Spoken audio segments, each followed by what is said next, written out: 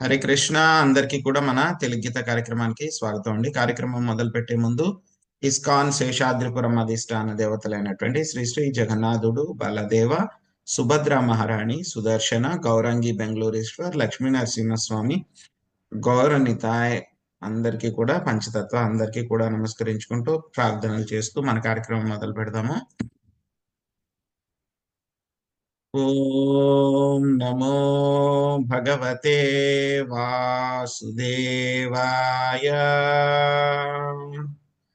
ఓం నమో భగవతే వాసుదేవాయ. ఓం నమో భగవతే వాసుదేవాయ. నారాయణం నమస్కృత్య నరం చైవ నరోత్తమం దేవీం సరస్వతిం వ్యాసం తదో జయముదీరయేత్. శృణ్వతాం స్వకదా కృష్ణ పుణ్యశ్రవణ కీర్తన హృదయంతస్థో హి అభద్రాణి విదునోతి సహస్రతాం. నష్టప్రాయేషు అభద్రేషు నిత్యం భాగవత సేవయా భగవతి ఉత్తమ శ్లోకే భక్తిర్భవతి నైష్టకి. ఓం అజ్ఞానతిమిరాంధస్య జ్ఞానాంజనాశలాకయా చక్షురున్మిళితం యేన తస్మై శ్రీ గురవే నమః. నమో ఓం విష్ణుపాదాయ కృష్ణప్రష్టాయ భూతలే శ్రీమతే భక్తి వేదాంత స్వామినితి నామినే. నమస్తే సరస్వతీ దేవి గౌరవాణి ప్రచారిణే నిర్విశేష శూన్యవాది పాశ్చాత్య దేశతారిణే. శ్రీ చైతన్య మనోభీష్టం స్థాపితం येन భూతలే స్వయం రూపా కదా మహ్యం దదాతి స్వపదాంతికం. వందేహం శ్రీగురు శ్రీయుతపదకమలం శ్రీగురున్ వైష్ణవాంశ్చ శ్రీరూపం సాగ్రజాతం సహగణా రఘునాథాన్వితం తాం సజీవం సాద్వైతం సావధూతం పరిజనా సహితం కృష్ణ చైతన్య దేవం శ్రీరాధా కృష్ణ పాదాన్ సహగణ లలిత శ్రీ విశాఖాన్వితాంశ్చ. హే కృష్ణ కరుణా సింధో దీనబంధో జగత్పతే గోపేశ గోపికా కాంత రాధాకాంత నమోస్తుతే. తప్త కాంచన గౌరాంగీ రాధే వృందావనేశ్వరి వృషభానుసుతే దేవి ప్రణమామి హరిప్రియే. వాంఛాకల్పతరుభ్యశ్చ కృపా సింధుభ్య ఏవ చ పతితానాం పావనేభ్యో వైష్ణవేభ్యో నమో నమః. జయ శ్రీ కృష్ణ చైతన్య ప్రభు నిత్యానంద శ్రీ అద్వైత గదాధర శ్రీవాసాది గౌర భక్త వృంద. హరే కృష్ణ కృష్ణ కృష్ణ హరే హరే హరే రామ రామ రామ హరే హరే.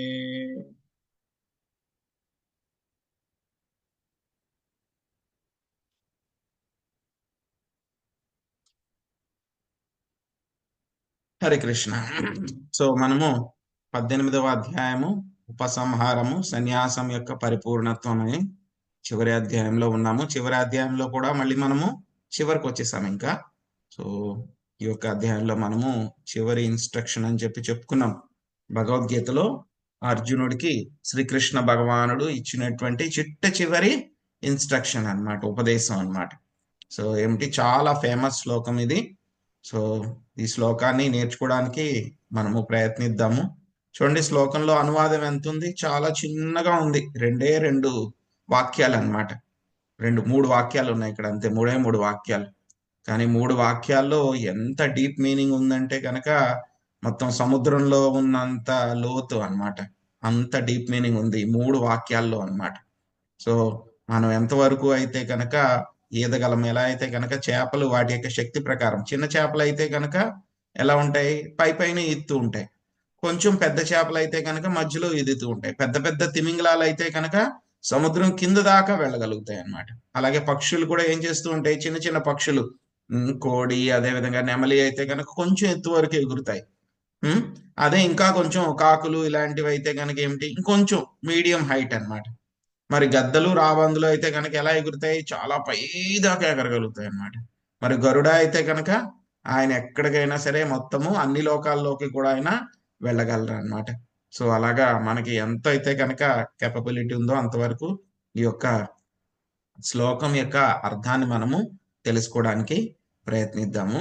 సో 18వ అధ్యాయము 66వ శ్లోకం. సర్వధర్మాన్ పరిత్యజ్య మామేకం శరణం వ్రజ, అహం త్వాం సర్వ పాపేభ్యో మోక్షయిష్యామి మా శుచః. సర్వధర్మాన్ పరిత్యజ్య మామేకం శరణం వ్రజ, అహం త్వాం సర్వ పాపేభ్యో మోక్షయిష్యామి మా శుచః. సర్వధర్మాన్ పరిత్యజ్య మామేకం శరణం వ్రజ, అహం త్వాం సర్వ పాపేభ్యో మోక్షయిష్యామి మా శుచః. సర్వ విధములైన ధర్మములను త్యజించి కేవలము నన్నే శరణు పొందుము. సర్వ పాపముల నుండి, పాప ఫలముల నుండి నేను నిన్ను ముక్తిని గావింతును, భయము నందకుము.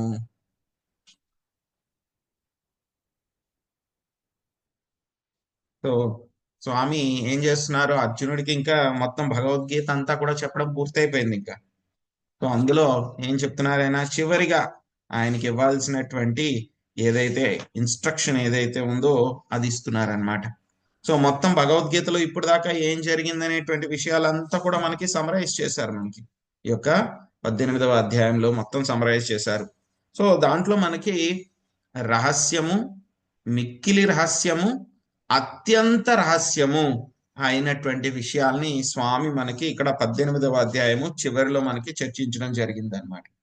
సో ఏమిటి మనకి రహస్యం, ఏమిటి మనకి అంటే కనుక, ఏ విధంగా అయితే కనుక మనము నిష్కామ కర్మయోగం చేస్తూ జ్ఞాన యోగం ద్వారా మనము బ్రహ్మభూత స్థితికి వెళ్ళగలము.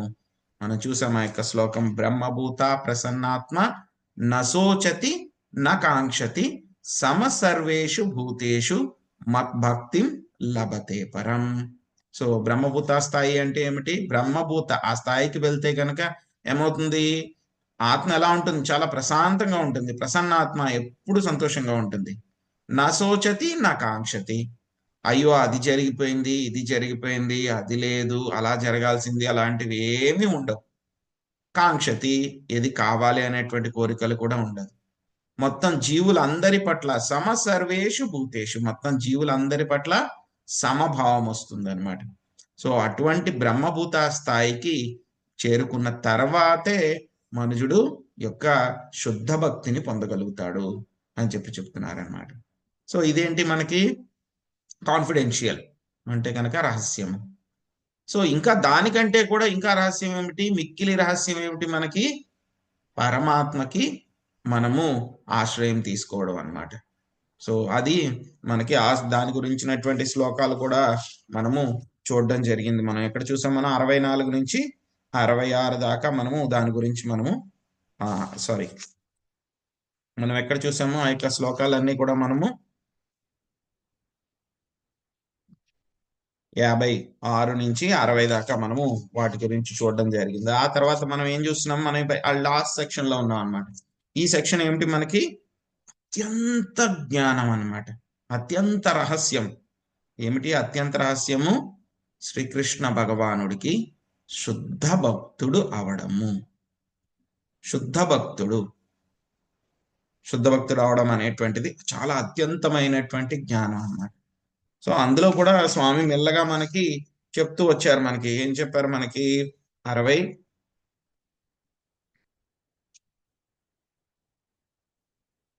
మొత్తము ఏం చెప్పారు మనకి, 65వ శ్లోకం చాలా ముఖ్యమైనది.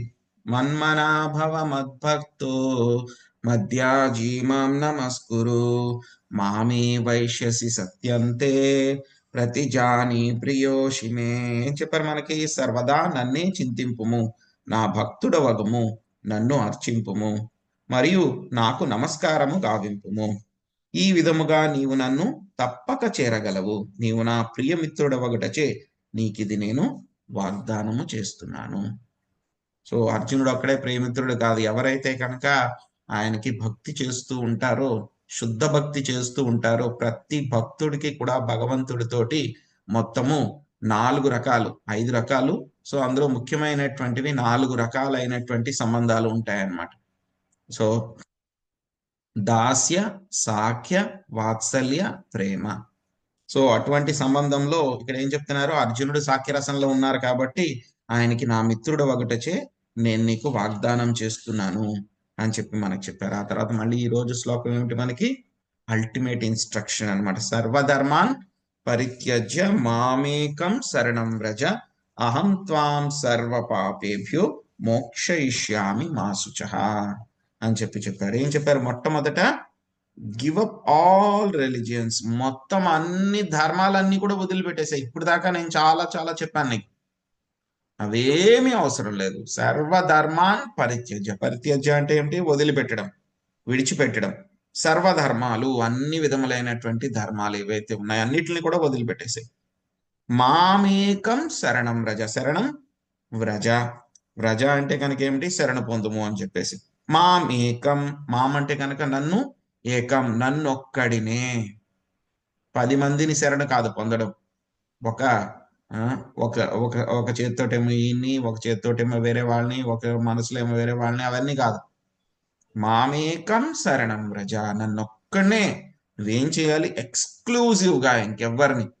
కొన్ని ఎక్స్క్లూజివ్ షోరూమ్స్ ఉంటాయి మనకి, అక్కడ ఏంటి, ఒక పర్టికులర్ బ్రాండ్ మాత్రమే దొరుకుతాయి. శాంసంగ్ వాడు అంటే కనుక ఓన్లీ శాంసంగ్ ప్రోడక్ట్సే దొరుకుతాయి, ఇంకేం దొరకవు. యాపిల్ వాడి ఐ స్టోర్ అంటే కనుక ఓన్లీ యాపిల్ ప్రోడక్ట్స్ మాత్రమే దొరుకుతాయి. సో ఎల్జీ వాడి స్టోర్స్ ఉంటాయి, వాడైతే ఓన్లీ ఎల్జీ ప్రోడక్ట్స్ మాత్రమే దొరుకుతాయి. సో అదే విధంగా ఏం చేయమంటున్నారు ఇక్కడ, మామేకం శరణం వ్రజ. కొన్ని షాప్స్ ఉంటాయి మనకి, అందులో అన్ని దొరుకుతాయి. సామ్సంగ్ దొరుకుతాయి, యాపిల్ దొరుకుతాయి, వన్ ప్లస్లు, అన్ని రకాల ప్రోడక్ట్స్ దొరుకుతాయి. అలాంటి షాప్కి వెళ్ళొద్దు. ఎక్స్క్లూజివ్ ఒకే ఒక్క షాప్, ఏంటది, మామేకం శరణం వ్రజ, నన్నొక్కడినే నువ్వు శరణు పొందు.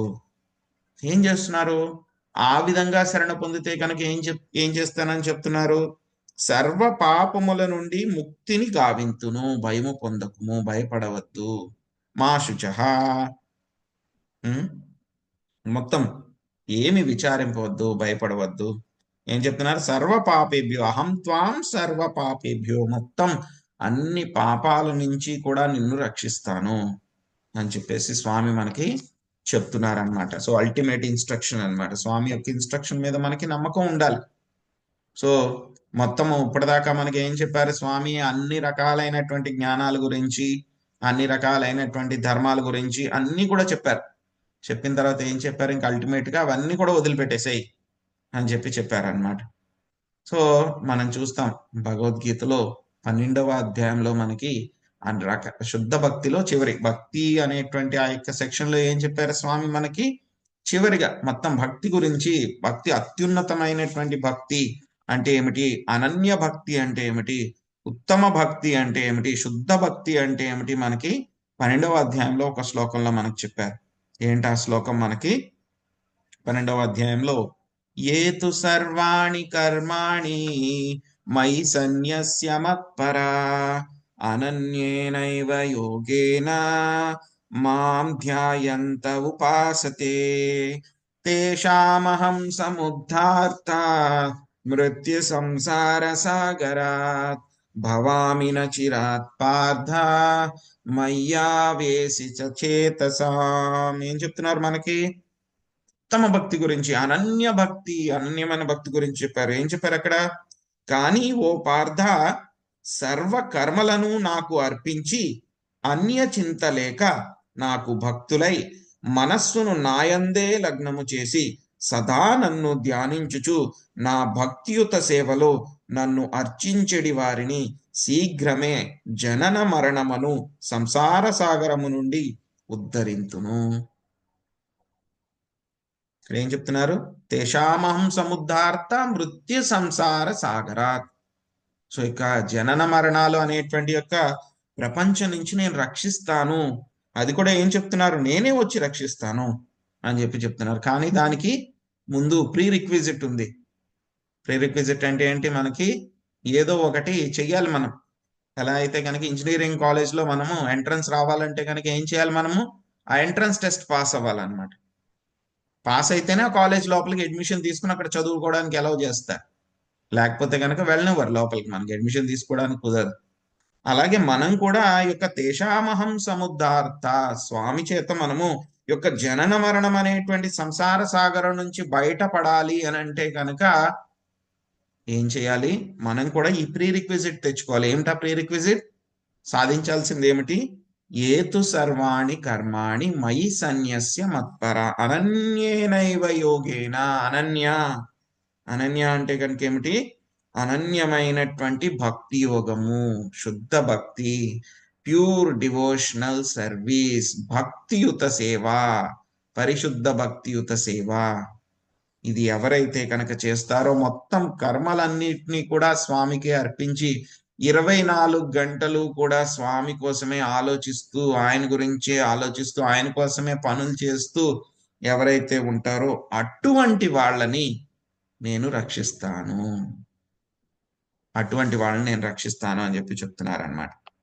సో ఇక్కడ మనకి ఏం చెప్తున్నారు అంటే కనుక మనకి 7వ అధ్యాయంలో 28వ శ్లోకంలో కూడా చెప్పారు. మనకి ఏం చెప్పారు? మనకి సో ఎవరైతే కనుక ఇంతకు ముందు జన్మల్లో వాళ్ళు భక్తి చేశారో అటువంటి వాళ్ళు, ఎవరైతే వాళ్ళ యొక్క పాపాలన్నీ కూడా నశించిపోయినాయో అటువంటి వాళ్ళు నా యొక్క భక్తియుత సేవలో ఎటువంటి మోహము లేకుండా వాళ్ళు పూర్తిగా వాళ్ళని పూర్తి నిశ్చయంతో వాళ్ళు నా యొక్క సేవలో నిమగ్నమవుతారు అని చెప్పి స్వామి చెప్పారు. కానీ ఇక్కడ ఏం చెప్తున్నారు? మనకి మొత్తం ఇంకేమీ చేయాల్సిన అవసరం లేదు. సర్వధర్మాన్ పరిత్యజ్య మామేకం శరణం వ్రజ అహం త్వాం సర్వ పాపేభ్యో మోక్షయిష్యామి మా శుచః అని చెప్పారు మనకి. సో ఇక్కడ ముఖ్యమైనటువంటి విషయం ఏమిటి అని అంటే కనుక మనకి ఈ శ్లోకంలో చెప్పినటువంటి ముఖ్యమైనటువంటి పదం ఏమిటి? శరణం వ్రజ. శరణం అంటే కనుక శరణు పొందడము. దీన్నే సంస్కృతిలో ఏమంటారు? మనకి శరణాగతి. దీన్ని ఏమంటారు? మనకి శరణాగతి అంటే కనుక చాలా ఒక చిన్న పదం చెప్పారు అంతే. శరణం వ్రజ. వ్రజ అంటే కనుక ఏమిటి? మనకి అర్థము పొందుము అని. సో అంటే కనుక ఒకే ఒక పదం ఏమిటి? శరణం. అసలు ఏమిటి శరణం? ఏమిటి అసలు? అంత పెద్ద విషయం ఏముంది? సో నిన్న మాతాజీ కూడా మనకి క్లాస్లో చెప్పారు. ఏం చెప్పారు? ఎప్పుడైతే కనుక రామానుజాచార్యులు చెప్పారు ఆయన యొక్క శిష్యుడికి, ఏం చెప్పారు? దాశరథికి నువ్వు వెళ్ళి ఆ అమ్మాయి ఇంట్లో సేవలు చెయ్యి అని చెప్పేశారు ఆయనకి. చెప్తే కనుక ఆయన కిక్కురు అనకుండా నా డౌట్ క్లియర్ చేయండి, అవి చెప్పండి, ఇవి చెప్పండి అని చెప్పి ఏమీ అడగలేదు. గురుగారు చెప్పారు, వెంటనే వెళ్ళిపోయారు ఆయన. అక్కడ వెళ్ళి ఏం చేశారు ఆయన? ఎన్నో గొప్ప గొప్ప శాస్త్రాలన్నీ కూడా తెలుసుకున్నారు. దాశరథి అంటే కనుక రామానుజాచార్యుల శిష్యుడు అంటే కనుక మామూలు వ్యక్తి కాదనమాట ఆయన. చాలా చాలా మంచి పేరున్నటువంటి వ్యక్తి, చాలా జ్ఞానం ఉన్నటువంటి వ్యక్తి. ఆయన అడిగినటువంటి ప్రశ్న ఏమిటి? శరణాగతి అంటే ఏమిటి గురువు గారు అని చెప్పి ప్రశ్న అడిగారు అంతే ఆయన. అది నాకు అర్థం అవ్వట్లేదు చెప్పండి అని చెప్పి గురుగారి దగ్గరికి ప్రశ్న అడిగారు అంతే. అప్పుడు రామానుజాచార్యుల యొక్క బంధువు ఆవిడ వచ్చి అడిగితే కనుక అమ్మాయి ఇంటికి వెళ్ళిపోయి ఆ అమ్మాయికి నువ్వు సేవకుడిగా ఉండు, ఏం పనులు చెప్తే అవన్నీ కూడా చెయ్యి అని చెప్పారు. ఏం చెప్పారు? వెంటనే ఆయన వెళ్ళిపోయారు. ఏం మాట్లాడలేదు. నాకు డౌట్ క్లియర్ చేయండి అని, నేను ఎందుకు వెళ్ళాలని కానీ, ఆ అమ్మాయి ఇంట్లో పనోడి కింద ఎందుకు వెళ్ళాలని కానీ ఏమీ అడగలేదు. ఏ పని వాళ్ళు కూడా చెయ్యనంత శ్రద్ధతోటి మొత్తం ఆ ఇంట్లో ఉన్నటువంటి పనులన్నీ కూడా చాలా చక్కగా చేసేవాళ్ళు అనమాట. అసలు వాళ్ళ అత్తమామలు అయితే కనుక వాళ్ళకి ఇష్టం ఉండేది కాదు, ఈ అమ్మాయి ఏమి సరిగ్గా చేయట్లేదు అని చెప్పేసి. మొత్తం ఈయన చేసినటువంటి సేవలకి ఇంట్లో వాళ్ళందరూ కూడా పూర్తిగా సాటిస్ఫై అయిపోయారు అనమాట. కానీ ఏంటంటే కనుక ఎప్పుడు కూడా ఎవరైనా, ఎందుకంటే పని చేసేటప్పుడు పని వాళ్ళకి ఒక్కొక్కసారి తక్కువగా చేసి మాట్లాడడం అవన్నీ కూడా జరుగుతూ ఉంటాయి. అలా రా, ఇలా రా, ఇలా చేయాలా చేయండి. బట్ ఆయన ఏ మాత్రము కూడా బయటపడలేదు, నేను దాశరథిని అని చెప్పేసి. ఎప్పుడైతే కనుక ఆ మాయావాది యొక్క భాష్యం చెప్తూ ఉంటే కనుక దాన్ని తట్టుకోలేక ఆయన బయటపడి వెంటనే ఆ మాయావాదాన్ని ఖండించాలి కాబట్టి వాళ్ళ గురువు గారు చెప్పారు కాబట్టి మీరు చెప్తున్న భాష్యం తప్పు అని చెప్పాలి కాబట్టి చాలా స్ట్రాంగ్ గా డిఫెండ్ చేశారు. అప్పుడు అందరికీ అర్థమైంది ఎవరు ఈయన ఇంతలా చెప్తున్నారు. అప్పుడు ఆ మాయావాది అడుగుతారు అనమాట, ఎవరు నువ్వు, ఇంత గొప్పగా చెప్తున్నావు, నువ్వు నీకేం తెలుసు అని చెప్పానంటే గనక అప్పుడు మాటల్లో ఆయనకి అనుకోకుండా వచ్చేస్తుంది బయటికి, నేను దాసరథిని అని చెప్పేసి. అది కూడా ఆయన కావాలని చెప్పరు, నేను దాసరథిని. ఎప్పుడైతే గనక నేను దాసరథిని అని చెప్పారో అక్కడ ఉన్నటువంటి వాళ్ళందరూ కూడా ఏం చేశారు, ఆ దాసరథ రామానుజాచార్యుల శిష్యులా అని చెప్పేసి అందరూ కూడా ఆయన కాళ్ళ మీద పడిపోయారు. మాయావాది కూడా అక్కడి నుంచి పారిపోయాడు, ఆయన వెంటనే అక్కడి నుంచి పారిపోయాడు సైలెంట్ గా అనమాట. ఎప్పుడైతే ఈ విషయము ఆ వాళ్ళ ద్వారా అందరికీ కూడా తెలిసింది, మీ ఇంట్లో పనివాడి కింద మీరు పెట్టుకున్నారు కదా, ఎవరో మీకు తెలుసా, ఆయన దాశరథి రామానుజాచార్యుల శిష్యులు అంటే కనుక అప్పుడు ఏం చేస్తారో ఇంట్లో ఉన్న వాళ్ళందరూ, వాళ్ళ అత్తమామలు అందరూ, అయ్యో మమ్మల్ని క్షమించండి, మిమ్మల్ని పనివాడి కింద ట్రీట్ చేశాము అని చెప్పేసి ఆయనకి నమస్కారాలు పెట్టేసి అమ్మాయికి చెప్తారు, నువ్వు అర్జెంటుగా ఈయన తీసుకుని వెళ్ళి రామానుజాచార్యులకి అప్పగించి వచ్చేసేయని చెప్పేసి వాళ్ళ కోడలకు చెప్తారనమాట. ఆవిడ వెంటనే తీసుకుని వెళ్ళిపోయి రామానుజాచార్యులకి, క్షమించండి, నేను అడగరానటువంటిది మిమ్మల్ని వచ్చి అడిగాను, ఒక సాధువు దగ్గరికి వెళ్తే కనుక ఏం అడగాలో అది అడగకుండా వేరేది అడిగాను, నన్ను క్షమించండి అని ఆవిడ దాశరథిని ఏం చేస్తుంది, రామానుజాచార్యులకి ఇచ్చేసి అక్కడి నుంచి ఆవిడ వెళ్ళిపోతుంది. వెళ్ళిపోయిన తర్వాత అప్పుడు అడుగుతారు రామానుజాచార్యుల్ని, ఇప్పుడు అర్థమైందా నీకు శరణాగతి అంటే ఏమిటి అని అంటారండి. అవును గురుగారు, నాకు పూర్తిగా అర్థమైంది అని చెప్పి అప్పుడు దాశరథి చెప్తారనమాట. సో ఈ యొక్క శరణాగతి అనేటువంటిది అంత నిగూఢమైనటువంటి విషయం అన్నమాట. సో మనకేమవుతుందంటే కనుక ఆ ఒక నిమిషం, నవద్వీప ధామ మహిత్యం అని వస్తుంది అనమాట. సో అందులో ఏమిటంటే కనుక మొత్తం భక్తి వినోద్ ఠాకూరు ఆయన మొత్తం ఆ యొక్క నవద్వీప మండలం యొక్క స్వరూపం గురించి అంతా కూడా ఆయన చెప్తారనమాట ఆ యొక్క పుస్తకంలో. అందులో ఒక వర్ణన వస్తుంది అనమాట. ఆ వర్ణనలో ఏంటంటే కనుక జీవ గోస్వామికి నిత్యానంద మహాప్రభు మొత్తం నవద్వీప మండలం అంతా కూడా ఆయన చూపిస్తారనమాట. నవద్వీప మండలం అంటే కనుక యొక్క 9 ద్వీపాలు ఉన్నటువంటి మాయాపూర్ అంతా కూడా చూపిస్తారు. చూపించినప్పుడు అందులో అప్పుడు నిత్యానంద మహాప్రభు చెప్తారనమాట, ఎవరికి, జీవ గోస్వామికి. ఏం చెప్తారు అని అంటే కనుక చైతన్య మహాప్రభువు ఆయన ఏం చేశారు అని అంటే కనుక వచ్చినప్పుడు మనకి 4 సాంప్రదాయాలు అని చెప్పి మనం చెప్పుకున్నాం, 4 వైష్ణవ సాంప్రదాయాలు అని చెప్పుకున్నాం మనం. ఈ యొక్క 4 వైష్ణవ సంప్రదాయాలు మనకి ఏంటి, శ్రీ సాంప్రదాయము, బ్రహ్మ సాంప్రదాయము, రుద్ర సాంప్రదాయము, కుమార సాంప్రదాయం. చైతన్య మహాప్రభు ఏం చేశారు అని అంటే కనుక ప్రతి సాంప్రదాయంలో కూడా ఉన్నటువంటి రెండు అత్యంత చాలా ముఖ్యమైనటువంటి విషయాలు ఏవైతే ఉన్నాయో ప్రామినెంట్ అన్నమాట, వాటినన్నిటిని కూడా తీసి మనకి ఇవ్వడం జరిగిందనమాట. ఆయన శ్రీ సాంప్రదాయం నుంచి ఆయన 2 రకాలైనటువంటి విషయాల్ని తీసుకున్నారనమాట. సో ఏమిటి అది, మొట్టమొదటి విషయం ఏమిటి అంటే కనుక ఈ రోజు మనకు వచ్చినటువంటి విషయం ఏమిటది, అనన్య భక్తి. సో భగవంతుడికి చాలా శుద్ధ భక్తి ఎలాగ చెయ్యాలి, కర్మ జ్ఞాన ఇటువంటి కల్మషాలు ఏమీ లేకుండా శుద్ధ భక్తిని ఏ విధంగా చేయాలి, అనన్య భక్తిని ఏ విధంగా చేయాలి, శరణాగతి ఏ విధంగా పొందాలి అనేటువంటి విషయము మొట్టమొదటి విషయం శరణాగతి. అదో విషయం చెప్పారు. రెండవ విషయం ఏం చెప్పారు అని అంటే కనుక భక్తజన సేవ. భక్తజన సేవ, సో అంటే వైష్ణవులు ఎవరైతే ఉంటారో, భక్తులు ఎవరైతే ఉంటారో వాళ్ళకి సేవ ఎలాగ చెయ్యాలి, సో వాళ్ళకి సేవ చేయడం ద్వారా మనము భక్తిలో ఏ విధంగా ముందుకు వెళ్ళగలము అనేటువంటి విషయాలు, 2 విషయాలు. మొట్టమొదటిది ఏమిటి, అనన్య భక్తి శరణాగతి, రెండవది వైష్ణవ సేవ. ఈ 2 విషయాలు కూడా శ్రీ సాంప్రదాయం నుంచి ఆయన తీసుకొచ్చి మనకి ఇవ్వడం జరిగిందన్నమాట. తర్వాత మళ్ళీ ఈ యొక్క మధ్వ సాంప్రదాయం నుంచి మనం కూడా అందులో ఒక పార్టీ అయినా సరే మధ్వాచార్యుల వారి దగ్గర నుంచి 2 ముఖ్యమైనటువంటి విషయాలు తీసుకోవడం జరిగింది. ఏమిటది, మొట్టమొదటిది కేవలే అద్వైత నిరసన.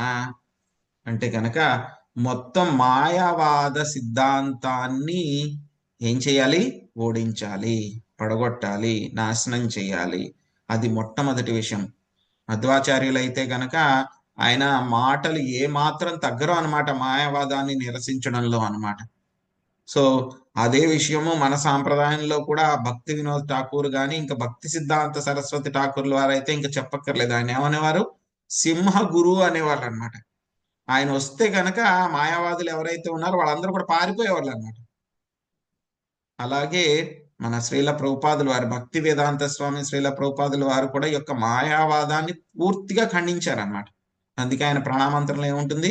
నిర్విశేష శూన్యవాది పాశ్చాత్య దేశ తారిణి. మొత్తం యొక్క నిర్విశేషం ఇంపర్సనలిస్టులు ఎవరైతే ఉన్నారో, అదేవిధంగా మాయావాదులు ఎవరైతే ఉన్నారో, శూన్యవాదులు ఎవరైతే ఉన్నారో వాళ్ళందరినీ కూడా ఆయన ఏం చేశారు?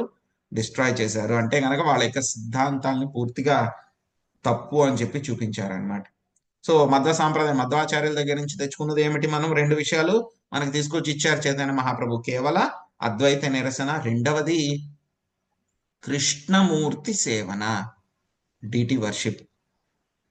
కృష్ణుడికి మనం ఏ విధంగా ఆ యొక్క భక్తి, ఆయన యొక్క సేవ ఎలా చేయాలి, ఆయన యొక్క విగ్రహారాధన ఎలా చేయాలి అనేటువంటి విషయాలు, రెండు విషయాలు మనకి మధ్వ సాంప్రదాయం నుంచి తీసుకొచ్చి ఇచ్చారు.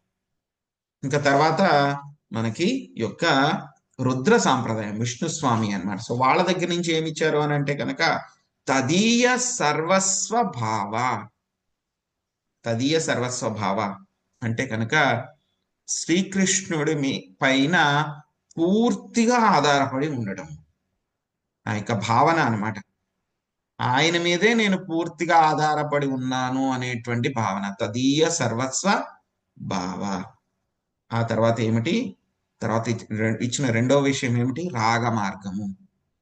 రాగమార్గం, వైదీ భక్తి, రాగానుగా భక్తి. సో ఇక్కడ మనకి వచ్చినటువంటి యొక్క రాగభక్తి ఏదైతే ఉందో మనకి మన సాంప్రదాయంలో, అది ఎక్కడి నుంచి వచ్చింది? మనకి ఒక రుద్ర సాంప్రదాయం, విష్ణు స్వామి దగ్గర నుంచి వచ్చింది. అంటే కనుక అది స్పాంటేనియస్ డివోషనల్ సర్వీస్ అన్నమాట. ఇది చెయ్యాలి అని చెప్పి ప్లాన్ ఏమి చేసుకోరు, అప్పటికప్పుడు చేసేస్తారు అనమాట, అనుకోకుండా, స్పాంటేనియస్ గా. సో ఏదైనా సేవ చేయాలని బట్టి అప్పుడు భక్తుడికి అనిపిస్తే కనుక వెంటనే సేవ చేసేస్తారు అనమాట. ఆ యొక్క సేవ భగవంతుడి కోసం కీర్తించాలి అనుకుంటే అప్పటికప్పుడు కీర్తిస్తారు.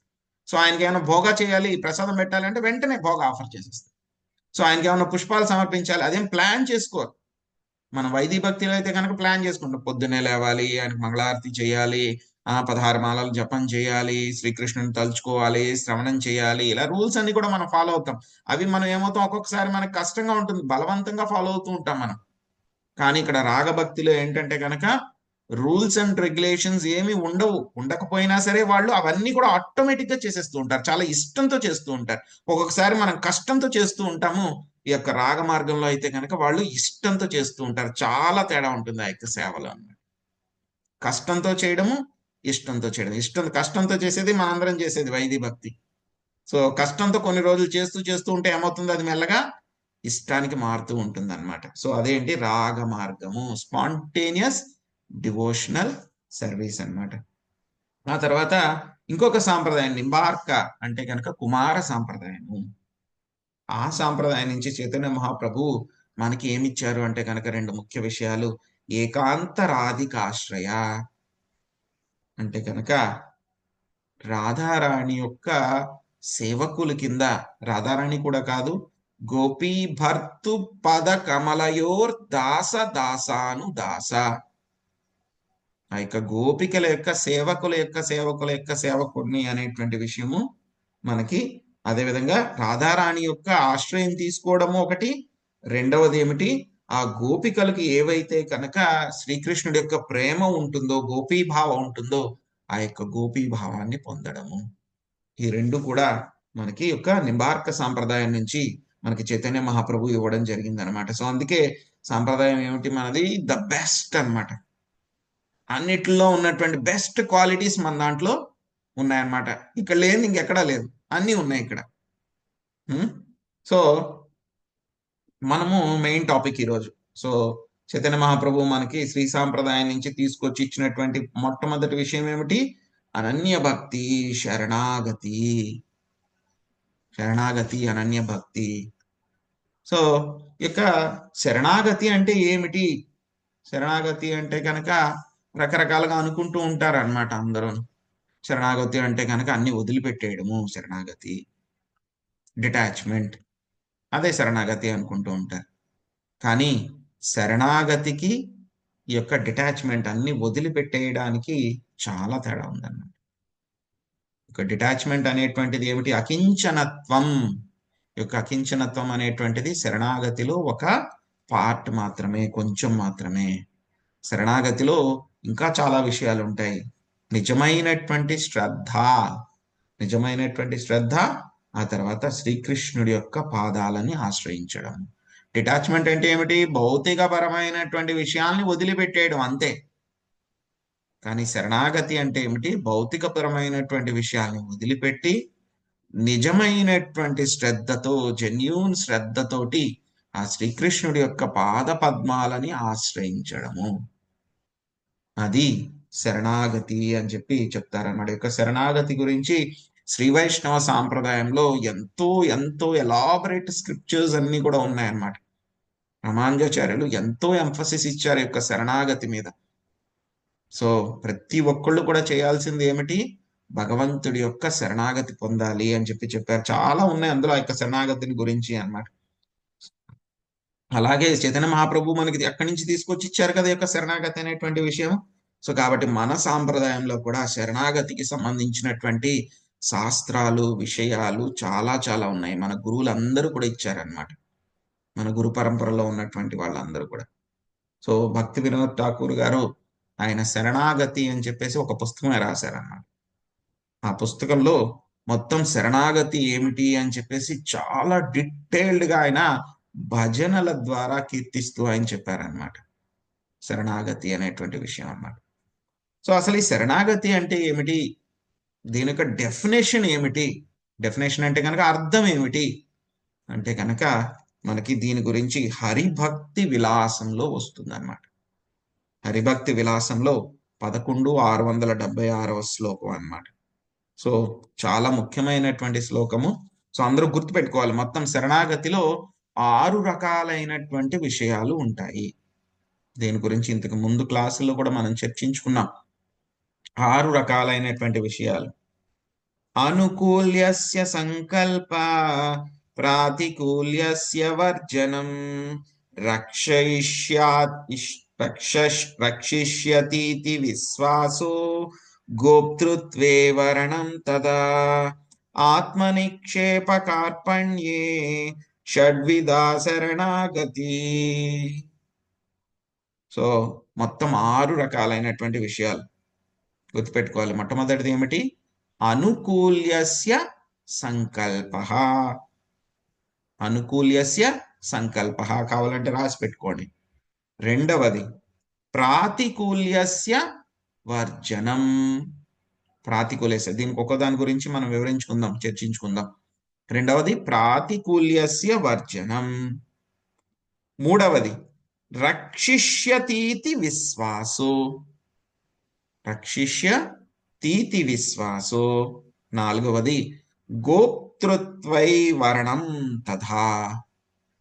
ఐదవది ఆత్మనిక్షేప. ఆరవది కార్పణ్య.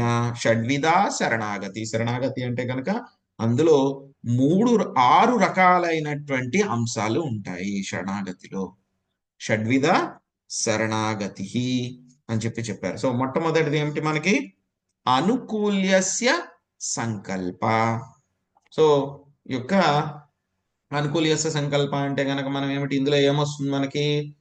మనము ఏదైతే కనుక భక్తికి అనుకూలమైనటువంటివి ఏవైతే ఉన్నాయో వాటిని మనము స్వీకరించాలి, అంగీకరించాలి. అనుకూల్యస్య సంకల్ప. సో భక్తికి ఏదైతే కనుక మనకు ఉపయోగపడతాయి, మంచి విషయాలు ఏవైతే ఉన్నాయో వాటిని కూడా పట్టుకోవాలి. రెండవది ప్రాతికూల్యస్య వర్జనం. మన భక్తి పోవడానికి, తగ్గిపోవడానికి, నాశనం అవ్వడానికి ఏవైతే ఉన్నాయో వాటిని అన్నిటినీ కూడా మనం వదిలిపెట్టేయాలి. ఎటువంటి హెజిటేషన్ లేకుండా, ఎటువంటి సంకోచం లేకుండా మనం వాటిని వదిలిపెట్టేయాలి. ఈ రెండు కూడా కొంచెం కొంచెం మనము ప్రాక్టీస్ చేస్తూ ఉంటాం. ఏది? అనుకూల్యస్య సంకల్ప, ప్రతికూల్యస్య వర్జనం చేస్తూ ఉన్నాం. మనం భక్తికి ఏదైతే కనుక ముఖ్యమో ఏం చేస్తున్నాం? మనము ప్రతిరోజు జపం చేస్తున్నాము, స్వామికి భోగా అర్పిస్తున్నాము, ఆయనకి పుష్పాలు ఆరతి చేస్తున్నాము. కుదిరినంత వరకు మనకి ఎంత అయితే కనుక అవన్నీ కూడా మనం చేస్తున్నాం. ప్రతికూల్యస్య వర్జనం అంటే అది కూడా మనం చేస్తున్నాం మనం. సో మిగతా భౌతిక ప్రాపంచిక విషయాలు, సినిమాలు, టీవీలు వదిలిపెట్టేయడం, గాసిప్స్ వదిలిపెట్టేయడం, ఇవన్నీ కూడా మనం చేస్తున్నాం. ఈ రెండు మనం కొంచెం కొంచెం మనం పాటిస్తున్నాం. కానీ తర్వాత చెప్పేటువంటివి 4 విషయాలు మనము కొంచెం కూడా చెయ్యట్లేదు. ఏమిటది? కొంచెం కొంచెం చేస్తున్నామేమో కానీ బట్ పూర్తిగా చెయ్యట్లేదు. మూడో విషయం ఏమిటి? రక్షిష్యతీతి విశ్వాసో. ఎంతటి కష్టం వచ్చినా సరే కృష్ణుడు నన్ను రక్షిస్తాడు, కృష్ణుడు నన్ను రక్షిస్తాడు అనేటువంటి ఆ యొక్క నమ్మకము. మామూలుగా ఉన్నప్పుడైతే గనక మనం చెప్తాం, రక్షిస్తారు కృష్ణుడు అని చెప్పి మనం చెప్తాం మాటల్లో. కానీ నిజంగా కష్టం వచ్చినప్పుడు మనకు ఆ నమ్మకం పూర్తిగా ఉంటుందా? అంత నమ్మకం ఉంటుందా మనకి అంటే కనుక చెప్పలేము. ఉండొచ్చు కొంతమందికి, వాళ్ళు గొప్ప భక్తులై ఉంటారు. బట్ చాలా మందికి అయితే గనక పూర్తిగా చివరి దాకా కూడా ఆ నమ్మకం అయితే గనక మనకి ఉండదు. తర్వాత ఏమిటి? గోప్తృత్వై వరణం తథా. అంటే కనుక స్వామి నా యొక్క పోషకుడు, నా యొక్క రక్షకుడు, అన్ని కూడా నాకు ఏం కావాలో ఆయనే చూసుకుంటారు, నేనేం టెన్షన్ పడక్కర్లేదు అని చెప్పేసి అనుకునేటువంటి ఆ యొక్క విషయం ఏమిటి అంటే కనుక 4వది శరణాగతిలో ఇంకోసారి చెప్పరా ప్రభుజీ? 4వది ఇంకొకసారి చెప్పరా ప్రభుజీ? 4వది అంటే కనుక శ్రీకృష్ణ భగవానుడే నా యొక్క పోషకుడు, రక్షకుడు. మొత్తం అన్ని కూడా నాకు కావలసినటువంటివన్నీ కూడా ఆయనే చూసుకుంటారు అనేటువంటిది ఈ యొక్క గోప్తృత్వై వరణం తథా. దీని గురించి ఇంకా మనం వస్తాం, డీటెయిల్ గా చెప్పుకుంటాం, ఒక్కొక్క దాని గురించి కూడా మనం డీటెయిల్ గా చెప్పుకుంటాం. తర్వాత ఏమిటి? 5వది ఆత్మ నిక్షేప. ఆత్మ నిక్షేప అంటే గనక మనకి ఆత్మ నిక్షేప అంటే కనుక మొత్తము మనల్ని పూర్తిగా శ్రీకృష్ణ భగవానుడికి మనము శరణాగతులం అవడము, మనల్ని మనం పూర్తిగా అర్పించుకోవడం అన్నమాట ఆత్మ నిక్షేప. కార్పణ్య అంటే కనుక నేను కార్పణ్య అంటే కనుక ఎలా ఉంటారు? భక్తులందరూ కూడా చాలా సింపుల్ గా ఉంటారు, హంబుల్ గా ఉంటారు అన్నమాట. సో హంబుల్ గా ఉంటారు, చాలా హ్యూమిలిటీ తోటి ఉంటారు అనమాట. నాకేమీ తెలీదు, నేను చాలా అధముణ్ణి అని చెప్పి అనుకుంటూ ఉంటారు అనమాట. ఎప్పుడైతే సనాతన గోస్వామి చైతన్య మహాప్రభు దగ్గరికి వెళ్ళారు, ఆయన కలిశారు. ఆయన కలిసినప్పుడు ఏం చేశారు? ఆయన యొక్క భావన ఎలా ఉంది? యాక్చువల్ గా సనాతన గోస్వామి అంటే కనుక ఆయన చాలా తెలివితేటలు ఉన్నటువంటి వ్యక్తి అన్నమాట. మొత్తం చాలా జ్ఞానం ఉంటుంది ఆయనకి, శాస్త్రాల యొక్క జ్ఞానం ఉంటుంది. నవాబ్ హుస్సేన్ షా దగ్గర ఆయన ఏంటంటే కనుక ఆ యొక్క రాజ్యం అంతా కూడా ఆయనే నడిపించేటువంటి వాడు, మహామంత్రి అన్నమాట. రూపగోస్వామి అయితే కనుక ఫైనాన్స్ మినిస్టర్, ఈయనైతే కనుక మెయిన్ మినిస్టర్ అన్నమాట. మొత్తం అన్ని కూడా హోమ్ మినిస్టర్ అన్నమాట, హోమ్ మినిస్టర్ లాగా అన్ని కూడా మొత్తం ఆయనే చూసుకునేవారు, రాజ్యభారం అంతా కూడా ఆయనే చూసుకునేవారు. ఎంత తెలివితేటలు ఉండాలి! ఎంత తెలివితేటలు అంటే కనుక ఎవరైనా ఒక వ్యక్తిని ఇలా పెట్టారంటే కనుక మన ఎయిర్పోర్ట్కి వెళ్ళినప్పుడు చూస్తాం అన్నమాట. మన సామాన్లన్నీ కూడా ఏం చేస్తారు? అందులో పెట్టి లోపలికి పంపిస్తారు, ఎక్స్రే మిషన్ లోకి పంపిస్తే వాళ్ళకి లోపల ఏమున్నాయి? బట్టలు ఉన్నాయా, ఫోన్లు ఉన్నాయా, లేకపోతే పెన్నులు ఉన్నాయా అని చెప్పి మొత్తం అంతా కూడా వాళ్ళకి అలా స్కాన్ చేసినట్టు కనబడిపోతుంది అన్నమాట. సనాతన గోస్వామి కూడా అంతే. ఎవరైనా ఒక వ్యక్తిని ఇలా చూసారంటే జస్ట్ ఇలా స్కాన్ చేస్తే చాలు, అసలు వీడు ఏమిటి, వీడి కెపాసిటీ ఏమిటి, మంచివాడా కాదా, వీడి వ్యక్తిత్వం ఏమిటి అని చెప్పేసి మొత్తం అంతా కూడా ఆయనకు తెలిసిపోతుంది అనమాట. కొంచెం మాట్లాడితే అలా వ్యక్తిని చూస్తే ఆయన కనిపెట్టేస్తారనమాట. అటువంటి వ్యక్తి ఏం చేస్తారు? ఎప్పుడైతే చైతన్య మహాప్రభు దగ్గరికి వచ్చారో ఆయన ఏం చేస్తారు? నోట్లో ఒక గడ్డి పరక పెట్టుకుని ఇలా కొరుక్కుంటూ ఆయన పాదాల మీద పెడతారు. దాని యొక్క అర్థం ఏమిటి? ఆ నోట్లో గడ్డి పరక పెట్టుకున్నారంటే కనుక నేను చాలా ఆ ఏమీ తెలియదు, నాకేమీ తెలీదు, నాకు ఎటువంటి జ్ఞానము లేదు అని చెప్పేసి ఆయన చైతన్య మహాప్రభు యొక్క పాదాల మీద పడతారనమాట. సో ఈ విధంగా ఉండేటువంటి విషయం ఏమిటి? హ్యూమిలిటీ, మీక్నెస్ అన్నమాట. నేను చాలా చిన్నవాడిని, నాకేమీ తెలియదు అనేటువంటి, యాక్చువల్గా ఆర్టిఫిషియల్ గా కాదు, నిజంగానే వాళ్ళు అలా అనుకోవడం అన్నమాట. ఇది హ్యూమిలిటీ అండ్ వీక్నెస్ అన్నమాట. సో ఇవి మొత్తం మనకి ఈ యొక్క 6 రకాలైనటువంటి విషయాలు. సో మనం ఇప్పుడు ఈ 6 రకాలైనటువంటి విషయాల్లో ఒక్కొక్క విషయం గురించి కూడా మనము చెప్పుకోవడానికి, తెలుసుకోవడానికి ప్రయత్నిద్దాం మనం. సో మనం చూస్తే రామాయణంలో మొత్తం శరణాగతి అంతా కూడా వస్తుంది మనకి. ప్రతి చోట కూడా యొక్క శరణాగతి వస్తుంది, ప్రతి చోట కూడా అన్నమాట. అందుకే రామాయణాన్ని ఏమంటారు? శరణాగతి వేద అని అంటారనమాట రామాయణాన్ని. రామాయణాన్ని ఏమంటారు? శరణాగతి వేద అంటారనమాట. మొత్తం రామాయణంలో ఉన్నటువంటి ప్రతి కాండంలో కూడా బాలకాండ, అయోధ్యకాండ, అరణ్యకాండ, కిష్కింధకాండ, సుందరకాండ, యుద్ధకాండలో కూడా ఈ యొక్క శరణాగతి గురించి డిస్క్రిప్షన్ వస్తుంది. మామూలుగా ఏంటంటే కనుక మనం రామాయణం వింటూ ఉంటాం.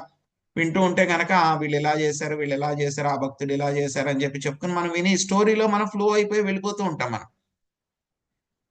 కానీ అక్కడ భక్తుడు ఏం చేశారు, ఆ భక్తులు ఏం చేశారు, వాళ్ళు ఏ విధంగా శరణాగతి పొందారు అనేటువంటి చూస్తే కనుక మనం ఆ దృష్టితో చూస్తే కనుక మనకు అర్థమవుతుంది అనమాట.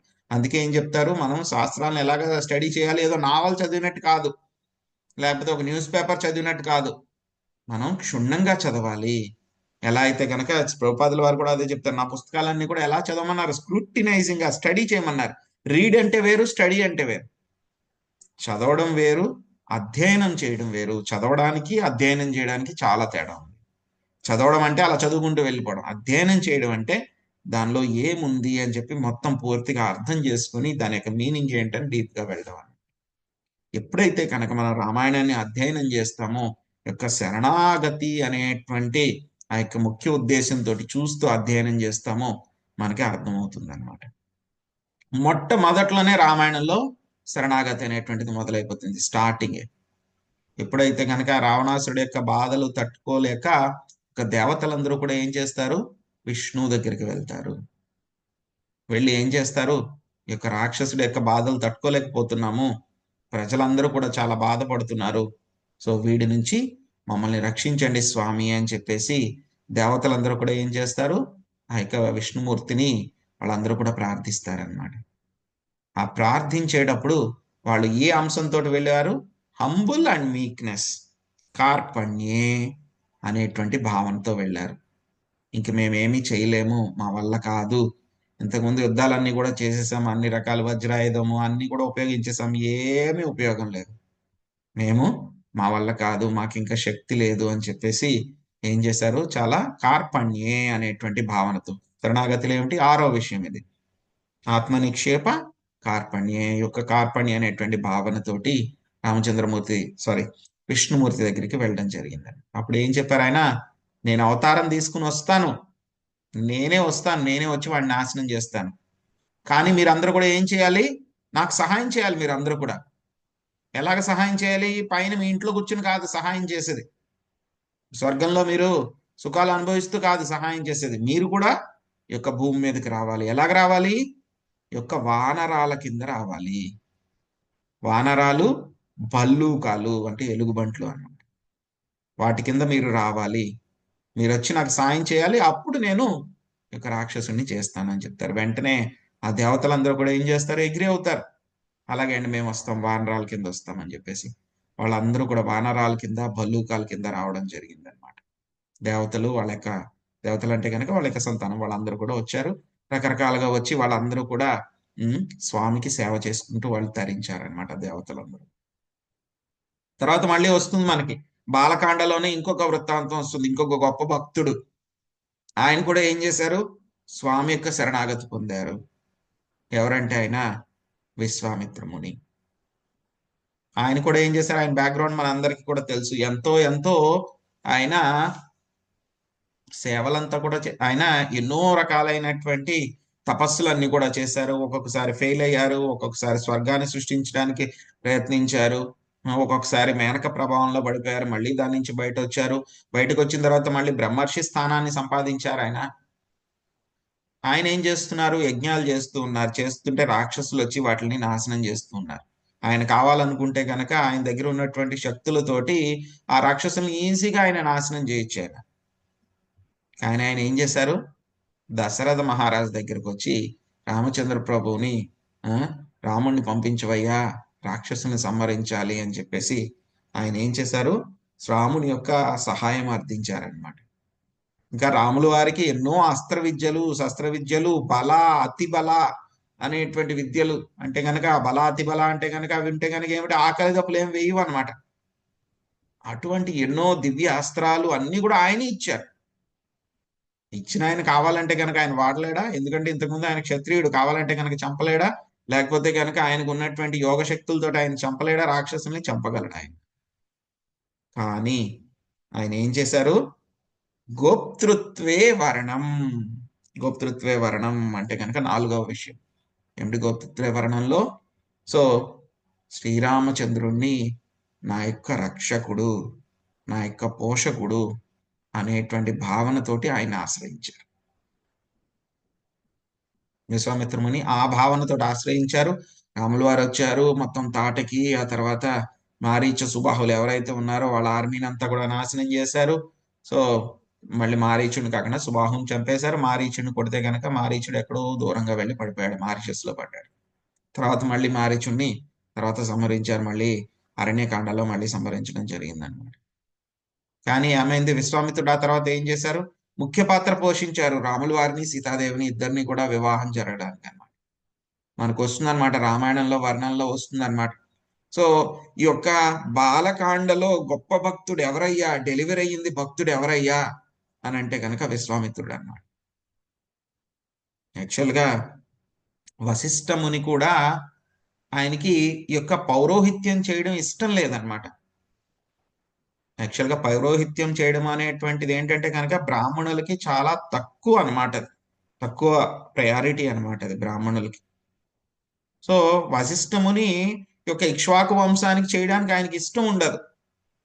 కానీ ఎప్పుడైతే కనుక బ్రహ్మదేవుడు చెప్తారనమాట, ఈ యొక్క వంశంలో దేవాది దేవుడు వస్తున్నారు కాబట్టి ఆయనకి నువ్వు సేవ చేసుకునే అవకాశం ఉంటుందని చెప్తే, సో ఆయన వస్తారని చెప్పి రామచంద్ర ప్రభు కోసం వెయిట్ చేసి ఆయన వశిష్ఠుల వారు ఏం చేస్తారు, ఆ యొక్క పౌరోహిత్యం కింద బ్రాహ్మణుడి కింద, వాళ్ళ ఇంటి బ్రాహ్మణుడి కింద ఉంటారనమాట. సో ఈ విధంగా విశ్వామిత్రుడు డెలివరీ అయినటువంటి భక్తుడు, శరణాగతి పొందినటువంటి భక్తుడు మనకి ఎవరు వస్తారు? ఈ యొక్క విశ్వామిత్రుడు వస్తారు మనకి బాలకాండలో. సో ఆయన ఎలా వచ్చారు? ఆయన గోప్తృత్వే వర్ణం. సో భగవంతుణ్ణి నా యొక్క పోషకుడు, నా యొక్క రక్షకుడు అని చెప్పి భావించారు. తర్వాత మళ్ళీ వస్తుంది మనకి బాలకాండ అయిన తర్వాత ఏమిటి? మనకి అయోధ్యకాండ. అయోధ్యకాండలో ఏమవుతుంది? మనకి ఈ యొక్క వృత్తాంతం అంతా కూడా వస్తుంది. కైకేయీదేవి వరాలు అడగడము, రామచంద్రమూర్తిని ఆయన తండ్రి గారు అడవులకు వెళ్ళమని 14 సంవత్సరాలు అడవులకు వెళ్ళమని ఆదేశించడం, ఇవన్నీ కూడా మనకు వృత్తాంతం అంతా కూడా వస్తుంది. ఇదంతా కూడా జరిగినప్పుడు అక్కడ ఎవరు ఉండరు? భరతుడు, శత్రుఘ్నుడు ఉండరు.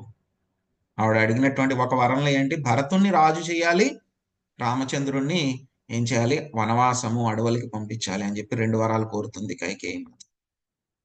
ఈ విషయం భరతుడికి తెలియదు. దశరథుడు చనిపోయిన తర్వాత స్వామి యొక్క విరహంతో అప్పుడు మళ్ళీ భరతుడు వస్తారు. అక్కడి నుంచి వచ్చిన తర్వాత తెలుస్తుంది అన్నమాట. తెలిసినప్పుడు ఆయన 2 విషయాలు చేస్తారు. మొదటి విషయం ఏమిటి? తల్లి అయినటువంటి కైకేయిని ఆయన వదిలిపెట్టేస్తారు. ఎందుకంటే కనుక రామచంద్రుడికి దగ్గరికి వెళ్ళడానికి ఆవిడ ఉపయోగపడలేదు, ఇంకా దూరం చేసేసింది ఆవిడ. ఎందుకంటే కనుక ప్రజలందరూ కూడా అనుకుంటున్నారు భరతుడు సైలెంట్ గా అక్కడికి వెళ్ళిపోయి వాళ్ళ తల్లి చేత ఇవన్నీ కూడా చేయించాడు అని చెప్పి అందరూ అనుకుంటున్నారు రాజ్యంలో. ఆ యొక్క నిందని భరతుడు తట్టుకోలేకపోయారనమాట. అందుకని ఏం చేశారు ఆయన? ప్రతికూల్యస్య వర్జనం, వదిలిపెట్టేశారు, తల్లిని వదిలిపెట్టేశారు. ఇంకా రెండవది ముఖ్యమైనటువంటి విషయం చేశారు ఆయన. భరతుడు ఏం చేశారు? వెంటనే మొత్తం అందరినీ కూడా తీసుకుని వెళ్తారు. రామాయణంలో వర్ణన వస్తుంది, మొత్తం ఎన్నో గొప్ప గొప్ప కుండాల్లో ఉన్నటువంటి పవిత్రమైనటువంటి నదీ జలాలన్నింటినీ కూడా తీసుకుని ఆయన ఎక్కడికి వెళ్తారు? చిత్రకూట్లో రాముల వారు ఉంటే కనుక అక్కడికి వెళ్తారు అనమాట. వెళ్తూ ఎవరిని? మొత్తం ఆర్మీ అంతా తీసుకుని వెళ్తారు. కౌశల్య, సుమిత్ర, కైకేయి మాత, మొత్తం జనక మహారాజు, అదేవిధంగా వశిష్ఠుల వారు, వీళ్ళందరినీ కూడా తీసుకుని వెళ్తారనమాట. తీసుకుని వెళ్ళి రామచంద్ర ప్రభుని ప్రార్థిస్తారనమాట. నాకు ఈ రాజ్యం అంతా వద్దు, మీదే ఈ రాజ్యము, మీరు వచ్చేసేయండి, రాజ్యానికి వచ్చేసేయండి, నేను రాజు కింద ఉండను, మీరే రాజు అని చెప్పేసి మొత్తం ఆయన యొక్క పాదాల మీద పడి బాధపడతారన్నమాట. రామచంద్రమూర్తి ఎంత చెప్పినా వినరు అనమాట. అయినా సరే భరతుడు ఎంతో ఆయన్ని కన్విన్స్ చేయడానికి ప్రయత్నిస్తారనమాట. అక్కడ ఉన్నటువంటి వాళ్ళందరూ కూడా, జనకుడు అనమాట, ఎందుకంటే కనుక ఆయన గొప్ప రాజు కదా, ఆయన రాజర్షి, ఆయన కూడా ఉంటాడు ఆ సభలో. జనకుడిని మధ్యలో పెట్టుకుని వీళ్ళందరూ కూడా ఆర్గ్యుమెంట్స్ అన్ని కూడా చేసుకుంటారు. ఒకవైపు రామచంద్రమూర్తి, ఒకవైపు భరతుడు, వీళ్ళందరూ కూడా ఉంటారు, ఆర్గ్యుమెంట్స్ అన్ని కూడా చేసుకుంటూ ఉంటారు. రాములు వారు రావాలి అని చెప్పేసి భరతుడు ప్రయత్నిస్తూ ఉంటారు. లేదు లేదు నేను రాకూడదు, తండ్రి గారి ఆజ్ఞాపాలన నేను చెయ్యాలి కంపల్సరీ, ఇది నా ధర్మము అని చెప్పేసి రకరకాలుగా ఆర్గ్యుమెంట్స్ డిస్కషన్స్ అయిపోయిన తర్వాత చివరిలో అక్కడ ఉన్నటువంటి వాళ్ళు చెప్తారనమాట, భరత మా యొక్క లాజిక్స్ ఏవైతే ఉన్నాయో అవన్నీ కూడా నీ యొక్క ప్రేమ ముందు సరిపోవట్లేదు. ఒక్క నిమిషం.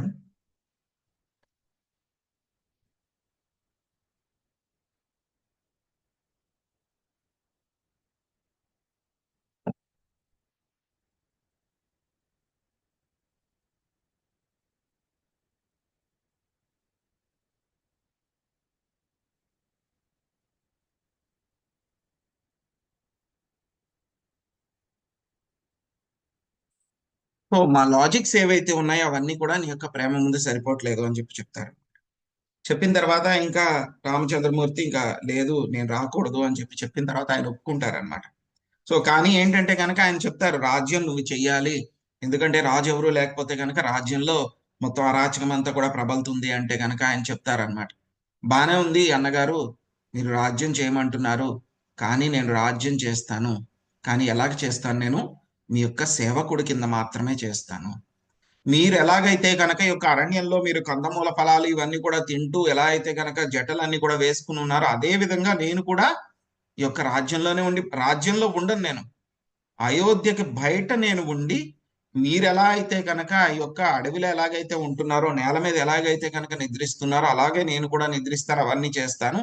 మీ యొక్క పాదుకలు ఏవైతే ఉన్నాయో ఆ పాదుకల ద్వారా నేను రాజ్యాన్ని చేస్తాను, రాజ్యాన్ని అంతా కూడా నేను అయోధ్య బయట ఉండి, అయోధ్య నగరం బయట ఉండి, బోర్డర్ లో ఉండి నేను మీ ప్రతినిధి కింద నేను రాజ్యం చేస్తానని చెప్తారన్నమాట.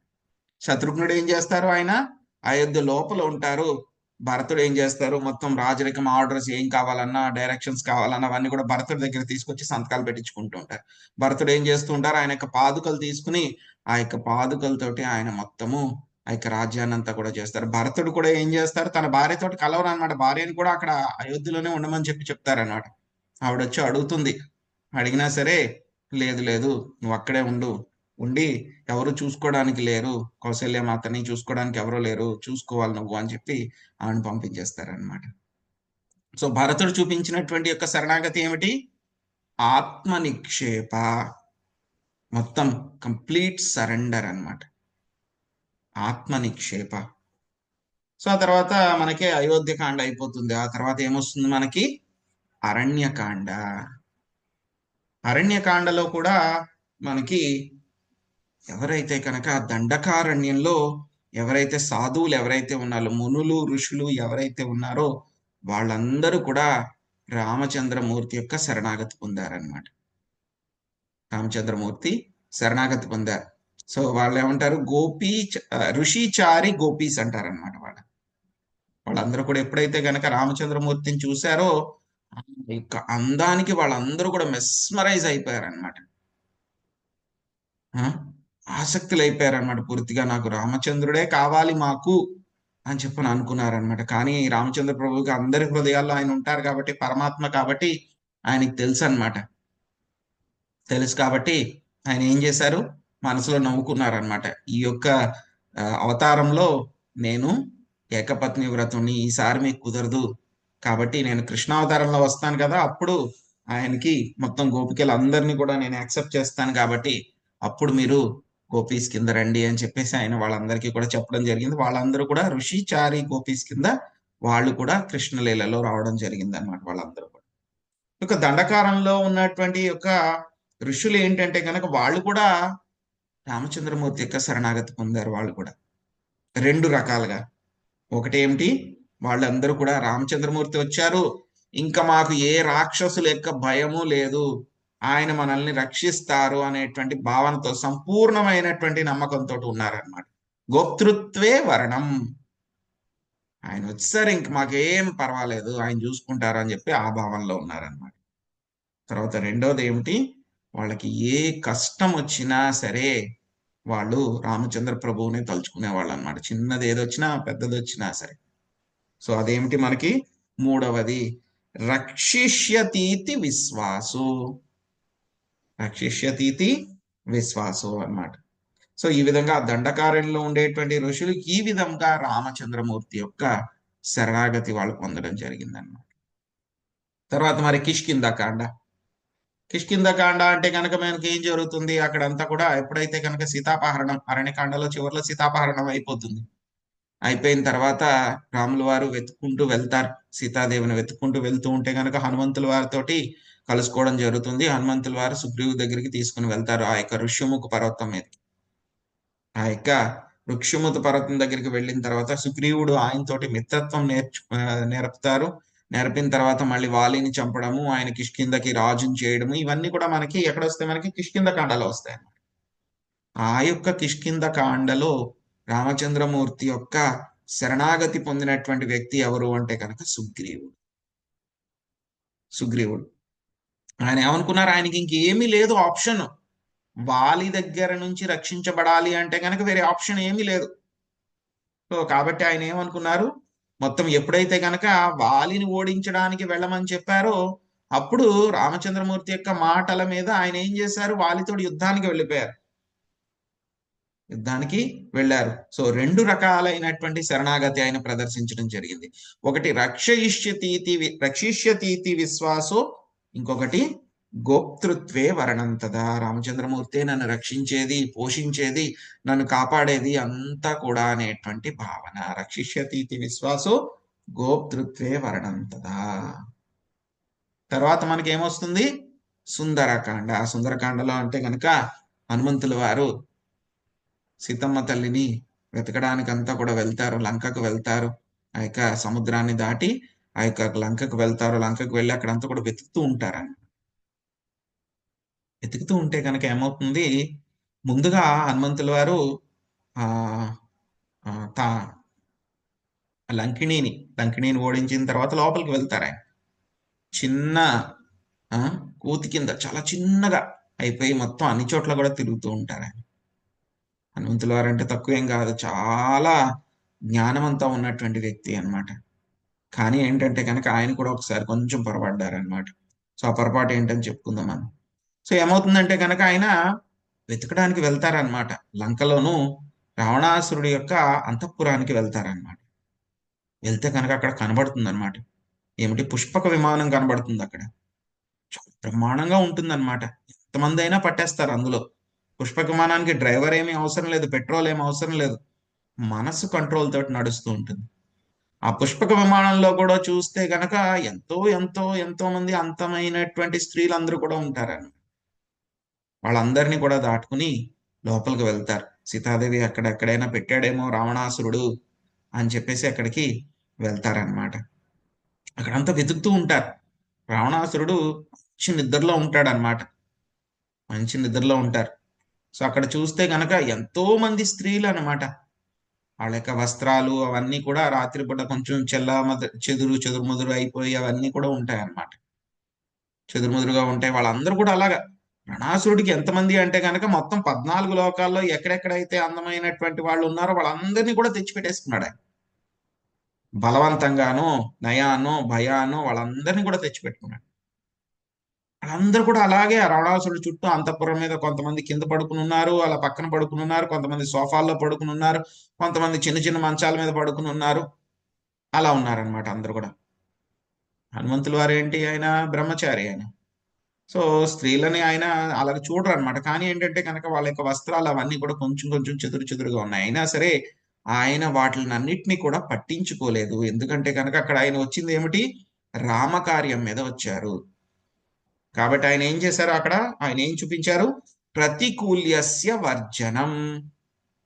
అంతమంది స్త్రీలు ఆ విధంగా అటువంటి స్థితిలో కనపడినా సరే హనుమంతుల వారు ఏం చేశారు, అవన్నీ కూడా పట్టించుకోలేదు, వదిలిపెట్టేసి అలా ముందుకు వెళ్తే కనుక రావణాసురుడు చాలా పెద్దగా ఉన్నాడు. ఒక పెద్ద మంచం మీద పడుకుని ఉన్నాడు అనమాట. ఆయనకి పక్కనే ఇంకొక మంచం మీద ఇంకొక ఆవిడ పడుకుంది అనమాట, మండోదరీదేవి. ఆవిడ కూడా పడుకుంది. ఎవరైతే కనుక వీళ్ళందరూ ఉన్నారు, కింద పడుకుని ఉన్నారు, వీళ్ళందరూ ఉన్నారు కదా, వాళ్ళందరితో కంపేర్ చేస్తే ఇవి చాలా ఎగ్జాల్టెడ్ గా ఉందన్నమాట ఆవిడ మండోదరీదేవి. అప్పటిదాకా ఇప్పుడంటే ఫోటోలు ఇవన్నీ ఉన్నాయి కదా, అప్పుడు తెలియదు ఆయనకి అసలు సీతాదేవి ఎవరు, సీతమ్మ తల్లి ఎలా ఉంటారని కూడా తెలియదు అనమాట. సో ఆవిడ దగ్గరికి వెళ్ళి చూస్తారు, చాలా ఎగ్జాల్టెడ్ గా ఉంటుంది. సో రాముల వారిని తలుచుకుంటారనమాట. ఓ రాముల వారికి ఉన్నటువంటి ఆవిడ ఎలా ఉండాలి, ఇంతే అందంగా ఉండాలని అనుకుంటారు. కానీ వెంటనే అయ్యయ్యో నేను ఎంత తప్పుగా అనుకున్నాను నేను అని అనుకుంటారు. ఇందాక చెప్పాను కదండి నేను ఒక చిన్న పొరపాటు చేశారని. అసలు సీతాదేవి అయితే కనుక రాముల వారిని వదిలిపెట్టేసి అసలు రావణాసురుడి దగ్గరికి ఆవిడ చేరనే చేరదు. అంత మహాపతివ్రత ఆవిడ. అందులోనూ రావణాసురుడు అంతఃపురంలో ఈ విధంగా పడుకోనే పడుకోదు ఆవిడ అని చెప్పేసి ఆయన వెంటనే తప్పుగా అనుకున్నాను ఆవిడ గురించి అని చెప్పేసి, ఈవిడ ఖచ్చితంగా ఎంత బాగా కనపడినా సీతాదేవి అంత క్వాలిటీస్ ఉన్నా సరే ఈవిడ సీతాదేవి కాదు, ఈవిడ రావణాసుడి యొక్క భార్యే, పేరు తెలియదు కానీ ఆయన అక్కడి నుంచి వెళ్ళిపోతారనమాట. ఆయన ఏం చేశారు అక్కడ, ప్రతికూల్యస్య వర్జనం, అక్కడ ఏం స్ట్రక్ అయిపోలేదు ఆయన. ఆ తర్వాత మళ్ళీ ఆయన ఏం చేశారు, తర్వాత వెళ్ళడము, విభీషణుడిని కలుసుకోవడము, ఆయన రామనామం చేస్తూ ఉంటే కనుక మళ్ళీ ఆ తర్వాత అశోకవాటికలో సీతాదేవిని కలుసుకుని తర్వాత లంకా దహనం చేసి ఆయన మళ్ళీ రాముల వారికి వెళ్ళి ఈ యొక్క విషయాన్ని చెప్పడం జరుగుతుంది అన్నమాట. సో ఈ విధంగా ఆయన ఏం చేశారు, హనుమంతుల వారు అనుకూల్యస్య సంకల్ప కూడా చేశారు. ఏం చేశారు ఆయన, సీతాదేవి కోసము ఆయన ఏదైతే భక్తి చేయడం కోసం, రామకార్యం చేయడం కోసం ఏదైతే చెయ్యాలో ఆ పనులన్నీ కూడా చేశారు. ఆయన ఆ సముద్రాన్ని దాటాలి అంటే కనుక ఆయనకి నమ్మకం ఉండదన్నమాట. సో ఎప్పుడైతే వానరులు అందరూ కూడా అక్కడికి వెళ్ళిపోతారు, వెళ్ళిపోయిన తర్వాత అక్కడ కూర్చుంటూ ఉంటారు, ఇంత పెద్ద సముద్రం 100 యోజనాలు ఉంటుంది, నేను దాటలేను, ఎవరు దాటగలరు దీన్ని అని చెప్పి అనుకుంటూ ఉంటారు అందరూ కూడా. మొత్తం వానరులు అందరూ కూడా అంటూ ఉంటారు, నేను 10 యోజనాలు దూకగలను, నేను 20 యోజనాలు దూకగలను, నేను 30 యోజనాలు దూకగలను. అంగదుడు కూడా చెప్తారు, నేను ఒక 50-60 దాకా దూకగలను, కానీ మళ్ళీ వెనక్కి రాగలనో లేదో నాకు డౌట్ అని చెప్పేసి అందరూ కూడా చెప్తూ ఉంటారు. అందరూ కూడా నిస్తేజంలో మునిగిపోతారు అనమాట. ఎందుకంటే అంత పెద్ద మహాసముద్రాన్ని చూసేసరికి ఆ వానర సేన అంతా కూడా డల్ అయిపోతుంది అనమాట. అక్కడే జాంబవంతుడు ఉంటారు. వీళ్ళందరూ ఇలా డిస్కస్ చేసుకుంటూ ఉంటే కనుక, ఎందుకంటే హనుమంతుల వారికి ఆ యొక్క శాపం ఉంది కాబట్టి ఆయన యొక్క శక్తులు ఆయన మర్చిపోతారనమాట, గుర్తుండదు ఆయనకి. సో అప్పుడు జాంబవంతుడు ఎక్కడ హనుమ ఎక్కడ అని అడుగుతారనమాట. అప్పుడు అందరూ కూడా వెళ్ళి ఎత్తుకుతారు హనుమాన్. సో ఎతికితే మళ్ళీ తీసుకొస్తారు, హనుమంతుల వారి దగ్గరికి అందరూ వెళ్తారు. హనుమాన్ నువ్వే చెయ్యాలి ఈ పని, ఇంకెవ్వరూ చేయలేరు అంటే కనుక, నేనా, నా వల్ల కాదు అని చెప్పని అంటారనమాట. లేదు లేదు, రామకార్యం కోసం నువ్వే చేయాలి, నీ శక్తి ఇలాగా నువ్వు చేయగలవంటే అప్పుడు జాంబవంతుడి యొక్క ప్రోద్బలం మీద ఆయన నేను చేయలేను అని అనుకున్నా సరే రాముడి నామం మీద నమ్మకంతో ఆయన మొత్తం ఆ సముద్రాన్ని అంతా కూడా దాటి వెళ్ళడం చేస్తారనమాట. సో ఆయన ఏం చేశారు అక్కడ, అనుకూల్యస్య సంకల్ప. సో భక్తి చేయడం కోసం ఏదైతే ఉందో దాన్ని ఆయన స్వీకరించారు. ఆ తర్వాత మనకి ఈ యొక్క సుందరకాండలోనే ఇంకొక వ్యక్తి వస్తారనమాట, విభీషణుడు కూడా వస్తారు. ఆయన గురించి మనం చివరిలో చెప్పుకుందాం. ఇంకొక వ్యక్తి వస్తారు, ఎవరు అంటే కనుక ఆవిడ త్రిజట. త్రిజట ఆవిడ రాక్షసి అయినా సరే సీతాదేవికి కాపలాగా పెడతారు. మిగతా రాక్షసీలు ఎవరైతే ఉంటారో వాళ్ళందరూ కూడా వచ్చి సీతాదేవిని బాధ పెడుతూ ఉంటారు. రావణాసురుని వివాహం చేసుకో, నిన్ను చంపేస్తాము, నిన్ను తినేస్తాము, నిన్ను కొట్టేస్తాము అని చెప్పి భయపెడుతూ ఉంటారు అనమాట. కానీ త్రిజట ఏం చేస్తుంది, వాళ్ళందరినీ కూడా తరిమేస్తుంది అనమాట. సో తరిమేస్తూ ఎలాగా అంటే కనుక ఆవిడ ఆ యొక్క అశోక వాటికలో ఉన్నంతసేపు కూడా త్రిజట సీతాదేవిని తల్లిలాగా ఆవిడ రక్షిస్తూ ఉంటుంది అనమాట. కౌన్సిలింగ్ ఇస్తూ ఉంటుంది, అధైర్యపడకమ్మా, వస్తాడు రాముడు అని చెప్పేసి ఆవిడ సీతాదేవి ద్వారా రాముల వారి యొక్క శరణాగతి పొందింది ఆవిడ. సో త్రిజట కూడా మనకి వస్తుంది అనమాట. సో రాముల వారి యొక్క ఆశ్రయం పొందింది ఆవిడ. ఆ తర్వాత మనకి ఇంకా చివరి కాండము యుద్ధకాండం. యుద్ధకాండంలో మనకి ఎవరు శరణాగతి పొందారు, మనకి పూర్తిగా శరణాగతి ఎవరు పొందారు అని అంటే కనుక విభీషణుడు. విభీషణుడు శరణాగతి పొందడం జరిగిందనమాట. ఇంకా విభీషణుడి యొక్క శరణాగతి ఏమిటి, హైయెస్ట్ అన్నమాట ఆయనది శరణాగతి. మిగతా భక్తులు అయితే కనుక ఏదో 1, 2, 3, 4 ఆస్పెక్ట్స్ అన్ని కూడా చేశారు ఈ యొక్క శరణాగతిలో, సంపూర్ణ శరణాగతిలో. కానీ విభీషణుడు మొత్తం 6 రకాలైనటువంటి విషయాలు కూడా చేశారనమాట. అందుకే విభీషణుడి యొక్క శరణాగతి ద బెస్ట్ అన్నమాట రామాయణం. విభీషణుడి యొక్క శరణాగతి అన్నమాట. సో ఏ విధంగా అని చెప్పేసి మనము చూద్దాం. సో విభీషణుడి యొక్క శరణాగతి మొత్తం 6 రకాలుగా కూడా ఆయన శరణాగతి పొందారు. సో విభీషణుడు ఎవరు? ఆయన యొక్క రాక్షస వంశంలో పుట్టారు. ఆయన రావణాసుడి యొక్క తమ్ముడు అనమాట, చిన్న తమ్ముడు ఆయన. సో ఆయన ఏం చేశారు అంటే కనుక రాముల వారి యొక్క గొప్పతనం ఆయన తెలుసుకున్నారనమాట. తెలుసుకుని ఆయన శరణాగతి పొందాలి అని చెప్పని అనుకున్నారనమాట. సో ఏమవుతుందంటే కనుక లంకలో ఉన్నప్పుడే ఆయన శరణాగతి పొందారు. ఆయన ఏంటంటే కనుక ఆయన మొత్తం ఆయన ఇంటి పైన అంతా కూడా రామ రామ రామ రామ అని రాసుకున్నారంట. సో ఎవరో వెళ్ళి కంప్లైంట్ చేస్తారనమాట రావణాసురుడికి. సో చూసావా, నీ యొక్క శత్రువు పేరు ఇంట్లో మొత్తం రాసుకున్నాడు, ఎప్పుడు కూడా రామనామమే జపిస్తూ ఉన్నాడు అని చెప్పి రావణాసురుడికి కంప్లైంట్ చేస్తారన్నమాట. అప్పుడు రావణుడు వస్తారనమాట, నేనే స్వయంగా వెళ్ళి చూస్తాను, మా తమ్ముడు ఇలా చేస్తున్నాడు, ఆ ఛాన్స్ లేదు అని చెప్పి వెళ్తారనమాట చూడడానికి. వెళ్తే కనుక అక్కడ అంతా కూడా అన్ని చోట్ల రామ రామ అని ఇంట్లో అంతా రాసు. సో అప్పుడు విభీషణుడికి అర్థమైపోతుంది ఎవరో నా మీద కంప్లైంట్ ఇచ్చారు అని చెప్పి అర్థమైపోతుంది అనమాట. అర్థమైపోతే కనుక అప్పుడు ఆయన చెప్తారనమాట, అన్నగారు నేనేమి తప్పు చేయట్లేదు, ఏం చేస్తున్నాను, నేను షార్ట్ కట్ లో రాసుకున్నాను. ఏమిటి అంటే కనుక రామాలో ఎన్ని అక్షరాలు ఉన్నాయని అడుగుతారు. 2 అంటారు. ఏమిటి అంటే రా మా. సో రా అంటే కనుక రావణ, మా అంటే కనుక మండోదరి. సో కాబట్టి మీ ఇద్దరిని కలిపి నేను తలుచుకుంటూ ఉన్నాను, రామ రామ అని చెప్పి జపం చేస్తూ ఉన్నాను అంటే రావణాసురుడు ఓకే ఓకే బాగా చేస్తున్నావు, కంటిన్యూ చేయని చెప్పేసి అక్కడి నుంచి వెళ్ళిపోతారు. సో కానీ ఆయనకు ఉద్దేశం కాదు, ఆయన రాములు వారి యొక్క శరణాగతి పొందారు. ఎప్పుడైతే కనుక హనుమంతుల వారు అశోక వాటికకి వెళ్తూ ఉంటే కనుక అప్పుడు అక్కడ రామనామం వినిపిస్తూ ఉంటుంది అనమాట ఆయనకి. ఆ లంకలో అందరూ కూడా రాక్షసులే ఉన్నారు, ఇక్కడ రామనామం చేసే వాళ్ళు ఎవరు ఉన్నారయ్యా అని చెప్పి చూస్తే కనుక అప్పుడు వేరే వేషంలో వెళ్ళి ఆయన కలిస్తే అప్పుడు తెలుస్తుంది అనమాట ఆయన విభీషణుడు అనమాట. సో హనుమంతుల వారు విభీషణుడు యొక్క మొట్టమొదటి కలయిక అప్పుడు లంకలో ఉన్నప్పుడు జరుగుతుంది అనమాట. ఏమవుతుంది, ఎప్పుడైతే కనుక చెప్పుకున్నాం విభీషణుడు మొత్తము 6 రకాలైనటువంటి యొక్క శరణాగతి విషయాలను కూడా చేశారు. మొట్టమొదటి ఏమిటి శరణాగతిలో మనకి అనుకూల్యస్య సంకల్ప. అనుకూల్యస్య సంకల్ప అంటే కనుక ఆయన ఏదైతే కనుక భక్తి చేయడానికి అనుకూలమో వాటిలన్నిటినీ కూడా స్వీకరించారు. రామనామం జపం చేశారు, రాముల వారిని తలుచుకుంటూ ఉన్నారు, ఆయన ఆయన కోసం భక్తి చేశారు. లంకలో ఉన్నప్పుడు అన్ని కూడా ప్రతికూల పరిస్థితులే, అందరూ రాక్షసులు,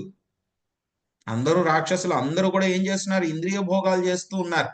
అయినా సరే ఆయన ఏం చేశారు, మొత్తం అన్నిటినీ కూడా వదిలిపెట్టేసి రాముడి వారి యొక్క ఆశ్రయం తీసుకున్నారు, భక్తి చేస్తూ ఉన్నారు. అనుకూల్యస్య సంకల్ప. రెండవది కూడా చేశారు ఆయన. రెండవది ఏం చేశారు ఆయన, ప్రతికూల్యస్య వర్జనం. ఎలా చేశారు ఆయన, ప్రతికూల్యస్య వర్జనం. ఎప్పుడైతే కనుక రావణాసురుడు సీతమ్మ తల్లిని అపహరించుకుని తీసుకుని వచ్చారో సభలో అందరి ముందు కూడా పబ్లిక్ గా ఆయన చెప్తారనమాట అన్నగారికి, రావణాసురుడికి, నువ్వు ఇలా చేసావు, సీతమ్మ తల్లిని తీసుకొచ్చావు, చాలా తప్పు చేస్తున్నావు, సో ఆవిడని వెనక్కి ఇచ్చేసేయి, చాలా మంచిది, రాములు వారు ఎవరు అనుకుంటున్నావు, ఆయన సాధారణ వ్యక్తి కాదు అని చెప్పేసి చెప్తే కనుక రావణాసురుడికి కోపం వచ్చి తన్నేస్తాడు ఆయన. నీ కాళ్ళు పట్టుకుని బతిమలాడతాను, దయచేసి సీతమ్మ తల్లిని వదిలిపెట్టండి అని చెప్పి ఆయన చాలా ప్రయత్నిస్తాడు రావణాసురుడిని సంస్కరించడానికి అనమాట. కానీ రావణాసురుడు ఏం చేస్తాడు, కాలుతో ఆయన తన్నేస్తే కనుక అప్పుడు ఆయన ఏం చేస్తారు, ఇక్కడ ఉండొద్దు అంటే కనుక మొత్తం అప్పుడు కూడా మళ్ళీ అన్నగారిని నేను ఉంటాను, నన్ను ఎక్కడ ఉండనివ్వండి అని చెప్పి బతులాడుకోలేదు ఆయన. వెంటనే ఏం చేశాడు, ప్రతికూల్యస్య వర్జనం. భగవంతుడి దగ్గరికి వెళ్ళడానికి, రాముల వారి యొక్క ఆశ్రయం పొందడానికి అడ్డుగా ఉన్నాడు ఈయన. కాబట్టి ఏం చేశాడు, వెంటనే ప్రతికూల్యస్య వర్జనం వదిలిపెట్టేశాడు ఆయన. ఆ తర్వాత ఏం చేశారు ఆయన, వెంటనే అక్కడి నుంచి బయలుదేరి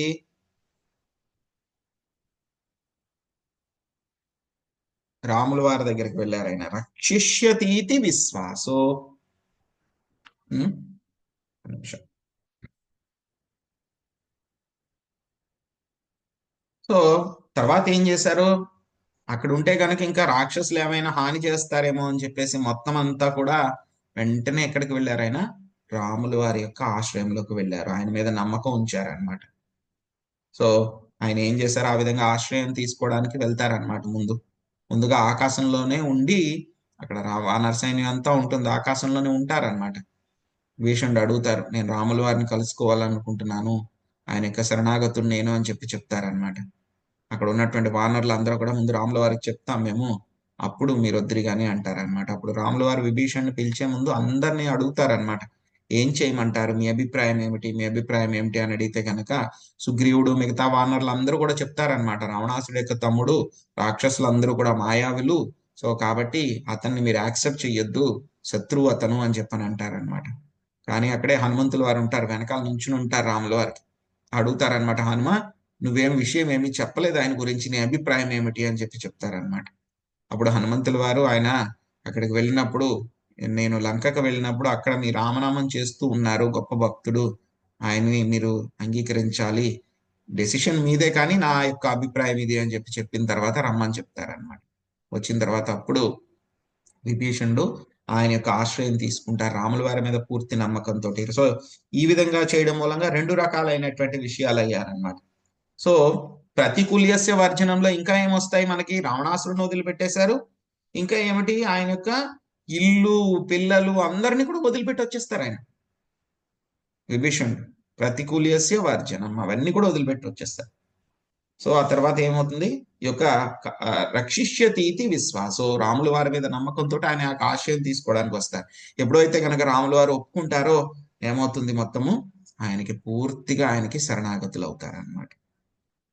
సో ఆ తర్వాత ఇంకేమిటి, ఇంకేం చేశారు, మనం 4 రకాలైనవి మనకి, అనుకూల్యస్య సంకల్ప, ప్రతికూల్యస్య వర్జనం, రక్షిష్యతీతి విశ్వాసో, గోప్తృత్వే వర్ణంతదా. ఇంకా సెల్ఫ్ సరెండర్, ఆత్మ నిక్షేప అంటే కనుక, సారీ ఇంతకుముందు చెప్పాను, ఆత్మ నిక్షేప అంటే కనుక ఏమిటంటే కనుక మనకి ఆయన మొత్తము ఆయన యొక్క ఇల్లు, ఆయన యొక్క గృహము, ఆ సంపదలు, ఆస్తులు, భార్య, పిల్లలు అన్నింటినీ కూడా వదిలిపెట్టేసి ఆయన వచ్చేసారు, రాముల వారి యొక్క శరణాగతి తీసుకోవడానికి ఆయన వచ్చేసారు. మొత్తం రాముల వారి యొక్క పాదాలని ఆశ్రయించారనమాట. సో ఆ తర్వాత ఇంకేం చేశారు ఆయన, మనకి అనుకూల్యస్య సంకల్పాలు ఇంకా కొన్ని పనులు చేశారు ఆయన. ఏం చేశారు, మొత్తం రాములు వారు ఆ యొక్క యుద్ధంలో గెలవడానికి ఏవైతే కనుక ఆయనకి ఉపాయాలు ఇవ్వాలి, ఆయనకి రాక్షసుల యొక్క బలాబలాలు ఏమిటి, వాళ్ళ యొక్క బలహీనతలు ఏమిటి అనేటువంటి విషయాలు, ఇంక్లూడింగ్ రావణాసురుడికి ఈ యొక్క నాభిలో అమృత భాండం ఉంటుంది అనేటువంటి విషయము, అన్ని విషయాలు కూడా రాముల వారికి దగ్గరుండి ఏ విధంగా గెలవాలి అనేటువంటి విషయాలన్నీ కూడా చెప్తారన్నమాట. అంటే ఏమిటి, అవంతా కూడా ఏమొస్తుంది, ఏ కేటగిరీలోకి వస్తాయి, అనుకూల్యస్య సంకల్ప, ఆ కేటగిరీలోకి ఆయన ఆ పనులన్నీ కూడా ఆయన చేశారన్నమాట. సో ఇంకా ఏమిటి అని అంటే కనుక, ఆయన ఎప్పుడైతే కనుక రాములు వారిని కలవడానికి వస్తారు కదా, చెప్పాను కదా, మనం ఆయన ఆకాశంలోనే ఉంటారు, ఆయన కిందకి దిగరు.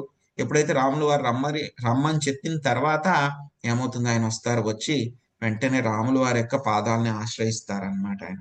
సో ఎలాగా అంటే గనక, ఏదో నాకు అంత శక్తులు ఉన్నాయి ఇంత శక్తులు ఉన్నాయని కాకుండా, నాకు ఏమీ లేదు, నేను ఎటువంటి విధంగా కూడా పనికిరాని వాడిని అని చెప్పేసి అటువంటి భావనలో మొత్తం రాముల వారి యొక్క కరుణ కావాలి నాకు అనేటువంటి భావనతోటి ఏం చేస్తారైనా రాముల వారి యొక్క శరణాగతి పొందుతారనమాట. సో ఈ విధంగా మొత్తం రామాయణంలో మొత్తము విభీషణుడి యొక్క సరెండర్ అన్నమాట, ఆయన యొక్క శరణాగతి అత్యుత్తమమైనటువంటి శరణాగతి. మొత్తం 6 రకాలైనటువంటి శరణాగతి. అనుకూల్యస్య సంకల్ప, మొత్తం ఆయనకి భక్తికి ఏం కావాలో అవన్నీ చేశారు. అదేవిధంగా ఆ యొక్క యుద్ధంలో స్వామి రాములు వారు గెలవడానికి ఏవైతే కనుక పనులు చేయాలి, ఏమైతే సలహాలు ఇవ్వాలి, తన శక్తి వంచన లేకుండా ఆ యొక్క భక్తి కార్యాలన్నీ కూడా చేశారు. అనుకూల్యస్య సంకల్ప. ప్రతికూల్యస్య వర్జనం అంటే కనుక రావణాసురుడిని వదిలిపెట్టేశారు ఆయన. ఎందుకంటే కనుక భక్తి చేయడానికి అడ్డంగా ఉన్నాడు కాబట్టి ఆయన వదిలిపెట్టేశారు. తర్వాత వచ్చే ముందు మరి అడ్డంగా వదిలిపెట్టడం అంటే కనుక ఆయన ఎక్కడికైనా వెళ్ళిపోవచ్చు, కానీ ఏం చేశారు ఆయన, అక్కడికి ఇక్కడికి వెళ్ళలేదు, వేరే వాళ్ళ యొక్క ఆశ్రయం తీసుకోలేదు. ఎవరి యొక్క ఆశ్రయం తీసుకున్నారు, రాములు వారి యొక్క ఆశ్రయం తీసుకున్నారు. ఎందుకంటే కనుక రక్షిష్యతీతి విశ్వాసో, రాములు వారు ఒక్కరే నన్ను రక్షించగలరు, రామచంద్రమూర్తి ఆయన మాత్రమే నన్ను రక్షించగలడు అనేటువంటి రక్షిష్యతీతి విశ్వాసం అనేటువంటి భావన. ఆ తర్వాత ఎప్పుడైతే కనుక ఆ యొక్క స్వామి దగ్గరికి ఆశ్రయం తీసుకోవడానికి వెళ్తూ ఉన్నప్పుడు స్వామిని ఎలా అప్రోచ్ అయ్యారైనా, కార్పణ్యే, చాలా హంబుల్గా, నేనేమి తెలీదు, నాకేమి తెలీదు, నేను చాలా తక్కువ వాడిని అనేటువంటి భావనతోటి వెళ్తే స్వామి ఏం చేశారు, వెంటనే లంకాధిపతివి నువ్వే ఫ్యూచర్లో అని చెప్పేసి అప్పటికప్పుడే ఆయన్ని లంకాధిపతి కింద అభిషిక్తం చేస్తారనమాట. ఆయన లంకకి రాజు కింద చేస్తారనమాట. ఎలా వెళ్ళారు విభీషణుడు, నేను మీ సేవకుడి కింద ఉంటాను అని వెళ్తే కనుక స్వామి ఏం చేశారు? లంకకి రాజుని చేసి ఆయన పక్కన కూర్చోబెట్టు. అది స్వామి యొక్క గొప్పతనం. సో ఆ తర్వాత మళ్ళీ అక్కడ లంక నుంచి వదిలిపెట్టి వచ్చేటప్పుడు ఆయన ఏం చూపించారు? ఆత్మ నిక్షేప. మొత్తం అన్ని కూడా వదిలిపెట్టేశారు. భార్య, పిల్లలు, ఆ యొక్క ఆస్తులు అన్ని కూడా వదిలిపెట్టేశారు. ఏం తెచ్చుకోలేదు ఆయన. కట్టుబట్టలతో ఆయన బయటకు వచ్చేసారు. ఆత్మ నిక్షేప. కట్టుబట్టలతో బయటకు వచ్చేసి పూర్తిగా స్వామి యొక్క ఆశ్రయం తీసుకున్నాడు. తర్వాత గోప్తృత్వే వర్ణం తథా. ఎప్పుడైతే యుద్ధం అయిపోయిందో ఇంకా నా పని అయిపోయింది, నేను రాజు కింద అయిపోయాను, ఇంకా నాకేం అవసరం లేదు అని అనుకోలేదు ఆయన. ఎప్పటికీ కూడా నా యొక్క రక్షకుడు, గోప్తృత్వే వర్ణం తథా, పోషకుడు ఆ శ్రీరామచంద్రమూర్తి, ఆయన యొక్క సేవకుడిని నేను అనేటువంటి భావనతోనే ఉన్నారు. సో ఈ విధంగా మొత్తం 6 రకాలైనటువంటి శరణాగతి అంతా కూడా మనకి చేసినటువంటి వ్యక్తి విభీషణుడు. సో రామాయణం అంతా కూడా ఏంటంటే మనకి శరణాగతి వేద. రామాయణంలో అంతా మనకి ఏం చెప్తుంది? శరణాగతి ఏ విధంగా మీరు సరెండర్ అవ్వాలి, ఏ విధంగా స్వామికి ఆశ్రయం తీసుకోవాలి, ఆయన యొక్క శరణాగతి ఏ విధంగా పొందాలి, ఆరిట్లో మీరు ఏదో ఒకటి చెయ్యండి కనీసం అని చెప్పేసి మనకి యొక్క శరణాగతి గురించి మనకి చెప్తూ ఉన్నారనమాట. మనకి ఇంకా చాలా విషయాలు వస్తూ ఉంటాయి అన్నమాట. యొక్క శరణాగతి మనకి చైతన్య చరితామృతంలో కూడా యొక్క శరణాగతి గురించి మనకు వస్తుంది అనమాట. సో అనుకూల్యస్య సంకల్ప ఎవరు చేశారు చైతన్య చరితామృతంలో అంటే రూప గోస్వామి, సనాతన గోస్వామి అన్నమాట. సో వాళ్ళు ఏం చేశారు? చైతన్య మహాప్రభు ఎప్పుడే చెప్పుకున్నాం మనం, రూప గోస్వామి, సనాతన గోస్వామి, దబీర్ ఖాస్, సాకార్ మల్లిక్ అనమాట. వాళ్ళిద్దరు కూడా నవాబ్ హుస్సేన్ షా దగ్గర మినిస్టర్స్ అనమాట. వాళ్ళిద్దరు కూడా మంత్రులు అనమాట. చాలా హై పొజిషన్స్ అన్నమాట వాళ్ళు. ఇంకా నవాబ్ హుస్సేన్ షా తర్వాత నెంబర్ 2 and 3 అంతే. ఆ పొజిషన్ లో ఉన్నా సరే అప్పుడు చైతన్య మహాప్రభు తోటి వాళ్ళు ఆ యొక్క లెటర్స్ అన్ని కూడా రాస్తూ కమ్యూనికేషన్ లో టచ్ లో ఉండేవారు అనమాట. సో ఆ విధంగా చేస్తూ ఏమవుతుంది, వాళ్ళు ఆ యొక్క అనుకూల్యస్య సంకల్ప ఒక స్టేజ్కి వచ్చిన తర్వాత అనుకున్నారనమాట, ఇంకా వద్దు మాకు ఇదంతా కూడాను, పూర్తిగా భక్తిలోకి వెళ్ళిపోవాలి అని చెప్పేసి వాళ్ళు ఏం చేస్తారు, మొత్తము ఆ యొక్క నవాబ్ హుసేన్ షా ఇచ్చినటువంటి పొజిషన్ అంతా కూడా వదిలిపెట్టి వెళ్ళిపోతారు. ఫస్ట్ రూపగోస్వామి వెళ్ళిపోతాను అంటే కనుక ఆయనకి బోళ్ళంత పెన్షన్ అవన్నీ కూడా ఇచ్చి పంపించేస్తారు. కానీ సనాతన గోస్వామి కూడా వెళ్ళిపోతానంటే కనుక లేదు లేదు కుదరదు, నేను పంపించను, మీ ఇద్దరు వెళ్ళిపోతే ఎలాగ, నా రాజ్యాన్ని ఎవరు చూసుకుంటారని చెప్పి ఆయన ఏం చేస్తారు, అరెస్ట్ చేస్తారు. సనాతన గోస్వామి మెల్లగా జైలర్ని మేనేజ్ చేసి అక్కడి నుంచి తప్పించుకుంటారనమాట. తప్పించుకుని మెల్లగా జార్ఖండ్ అడవుల్లో అంతా కూడా దాటుకుని ఎక్కడికి వెళ్తారు, చైతన్య మహాప్రభువుని కలుస్తారనమాట ఆయన. సో ఏం చేశారు వాళ్ళు, నవాబ్ హుస్సేన్ షా దగ్గర ఉన్నటువంటి ఆ యొక్క అన్నిటిని కూడా వదిలిపెట్టేశారు వాళ్ళు. ప్రతికూల్యస్య వర్జన, అక్కడ ఉంటే భక్తి చేసుకోవడం కుదరదు. సో ఎక్కడికి వెళ్ళారు, అనుకూల్యస్య సంకల్ప, ఎక్కడికి వచ్చారు, ఆ యొక్క విషయాల దగ్గరికి వచ్చారు. ఆ తర్వాత మళ్ళీ జగాయ మదాయ్ అనమాట. వాళ్ళు కూడా ఏంటి, వాళ్ళు ఎన్నో పాపాలు చేస్తూ ఉన్నారనమాట. వాళ్ళు టిక్ పెట్టుకునే వాళ్ళు, ఏవైతే కనుక శాస్త్రాల్లో చేయకూడదు అన్నారో ఆ బుక్ తీసుకుని మెను, మనం హోటల్కి వెళ్తే కనుక మెను తీసుకుని ఈ రోజు ఇది తిందాము అది తిందాము అనుకుంటాం కదా, అలా వాళ్ళు ఈ రోజు ఈ పాపం చేద్దాము ఆ పాపం చేద్దాము అని అనుకుని వాళ్ళు టిక్ పెట్టుకుని వారే పాపాలు చేసేవారు అనమాట ఆ విధంగా. సో అటువంటి వాళ్ళు కూడా ఏం చేశారు, ఎప్పుడైతే కనుక నిత్యానంద మహాప్రభు కరుణ వచ్చిన తర్వాత ప్రతికూల్యస్య వర్జనం, వాళ్ళు కూడా ఆ యొక్క ప్రతికూలం ఏవైతే ఉన్నాయో భక్తికి, వాటిలన్నిటిని కూడా వదిలిపెట్టి ఆ యొక్క భక్తికి ఏవైతే ముఖ్యమైనటువంటి విషయాలో వాటిని వాళ్ళు స్వీకరించారనమాట. సో ఆ తర్వాత మళ్ళీ వాసుదేవ దత్త అని ఒక గొప్ప భక్తుడి యొక్క వృత్తాంతం వస్తుందన్నమాట. ఆయన ఏం చెప్తారు చైతన్య మహాప్రభు తోటి, మొత్తం ఈ భౌతిక ప్రపంచంలో ఉన్నటువంటి వాళ్ళ యొక్క పాపాలన్నీ కూడా నాకు ఇచ్చేయండి, నేను వాళ్ళన్నిటిని కూడా అనుభవిస్తాను, వీళ్ళందరినీ కూడా తీసుకుని వెళ్ళిపోండి అని చెప్తారు అన్నమాట చైతన్య మహాప్రభు. ఎందుకు అలా చెప్తారు అంటే కనుక ఆయనకి ఏముంది, రక్షిష్యతీతి విశ్వాసో, చైతన్య మహాప్రభు కృష్ణుడు నన్ను రక్షిస్తాడు అనేటువంటి ఆ యొక్క నమ్మకంతో ఆయన విధంగా చెప్తారనమాట. మరి ఇంకా ప్రతాపరుద్ర అనమాట. సో ఆయన ఏంటి, ఒరిస్సాకి రాజు అనమాట, ఒరిస్సాకి రాజుగారు అనమాట. సో ఆయన ఏం చేస్తారు, చైతన్య మహాప్రభు దగ్గరికి వెళ్ళి కలవాలి అని చెప్పి ప్రయత్నిస్తారనమాట. ప్రయత్నిస్తే కనుక చైతన్య మహాప్రభు ఒప్పుకోరు అనమాట. ఎందుకంటే కనుక ఎవరైతే ధనవంతులు ఎవరైతే ఉన్నారో వాళ్ళు, సన్యాసులు ఏంటంటే కనుక ధనవంతులు ఎవరైతే ఉంటారో వాళ్ళు స్త్రీల దగ్గర నుంచి దూరంగా ఉండాలి అని రూల్ అనమాట, నియమం. సో ఈయన ధనవంతుడు కాబట్టి, రాజు కాబట్టి, ఇంద్రియ భోగాల్లో ఉంటాడు కాబట్టి నేను ఈయన కలవను అని చెప్తారనమాట. పర్మిషన్ ఇవ్వరనమాట కలవడానికి. కానీ ఎప్పుడైతే కనుక ఏం చేస్తారు ప్రతాపరుద్ర, జగన్నాథ రథయాత్ర జరిగినప్పుడు ఏమవుతుందంటే కనుక ఆయన ఒక చీపిరి తీసుకుని వచ్చి జగన్నాథ్ ముందు సేవకుడిలాగా ఆయన మొత్తం రోడ్స్ అంతా కూడా తుడుస్తూ ఉంటారన్నమాట. ఇక దారి జగన్నాథ రథయాత్ర మార్గం ఏదైతే ఉందో దాన్ని ఒక చీపిరి పట్టుకుని సేవకుడిలాగా తుడుస్తూ ఉంటారు. చైతన్య మహాప్రభు చూస్తారనమాట. సో అంతటి గొప్ప వ్యక్తి కూడా ఈ యొక్క జగన్నాథ్ ముందు ఈ యొక్క సేవకుడిలాగా ఉన్నారు ఆయన అని చెప్పేసి చాలా ఇష్టపడతారనమాట. ఆ తర్వాత మళ్ళీ వేరే వేరే భక్తులను అందరినీ కూడా ఆయన రిక్వెస్ట్ చేస్తే గనక మెల్లగా ఆయన ఒకసారి భక్తులు ఆయన దగ్గరికి వెళ్ళడానికి పర్మిషన్ అరేంజ్ చేస్తారనమాట. అప్పుడు కూడా ఆయన ఎలా వెళ్తారు, మొత్తము యొక్క ధనము అంతా కూడా ఉన్నట్టు ఆ గొప్ప రాజు కింద వెళ్ళరు అనమాట. ఒక సామాన్య వ్యక్తి కింద సింపుల్ బట్టలు వేసుకుని చైతన్య మహాప్రభు దగ్గరికి వెళ్ళి ఆయన యొక్క సంతోషం కోసము గీత గోవింద్ పాడతారనమాట. ఎప్పుడైతే గీత గోవింద్ పాడారో ఆయనకి చాలా, చైతన్య మహాప్రభువుకి చాలా ఆనందం కలుగుతుంది అనమాట. అప్పుడు ఏం చేశారు, ఆయన ప్రతాప్ రుద్రాన్ని ఆయన అంగీకరిస్తారనమాట ఆయన. సో ఆయన ఏం చూపించారు మనకి, ఈ యొక్క ఆయన చైతన్య మహాప్రభుని ఆయన ఏమనుకున్నారు, గోప్తృత్వే వర్ణం, ఆ యొక్క సరెండర్ ఆయన చూపించడం జరిగిందనమాట. సో ఆ తర్వాత ఇంక మరి హ్యూమిలిటీ ఎవరు చూపించారు, కార్పణ్యం ఎవరు చూపించారు అంటే కనుక హరిదాస్ ఠాకూర్ అని. ఆయన మొత్తము 22 మార్కెట్ ప్లేసెస్ లో ఆయన కొడతారనమాట అందరూ కూడా. ఎవరైతే ముస్లిమ్స్ ఉంటారో వాళ్ళందరూ కూడా, ఎందుకంటే నువ్వు భక్తి చేస్తున్నావు, సనాతన ధర్మాన్ని పాటిస్తున్నావు అని చెప్పి వాళ్ళందరూ ఆయన కొడతారు మొత్తం.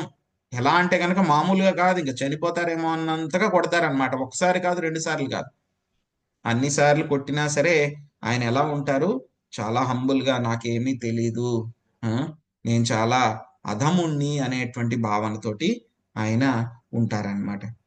ఆ తర్వాత ఇంకా ఆత్మ నిక్షేప అంటే కనుక మనకి ఎవరు చూపించారంటే స్వయంగా చైతన్య మహాప్రభువే ఆయన ఒక ఆత్మ నిక్షేప అనేటువంటి విషయాన్ని ఆయన చూపించడం జరిగిందనమాట.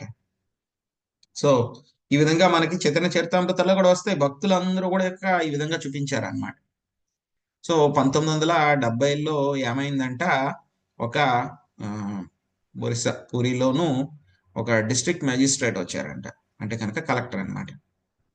ఆ యొక్క రథయాత్ర అంతా కూడా చేయించాల్సినటువంటి బాధ్యత ఎవరికి ఉంటుంది, ఆ యొక్క కలెక్టర్కి ఉంటుంది అనమాట.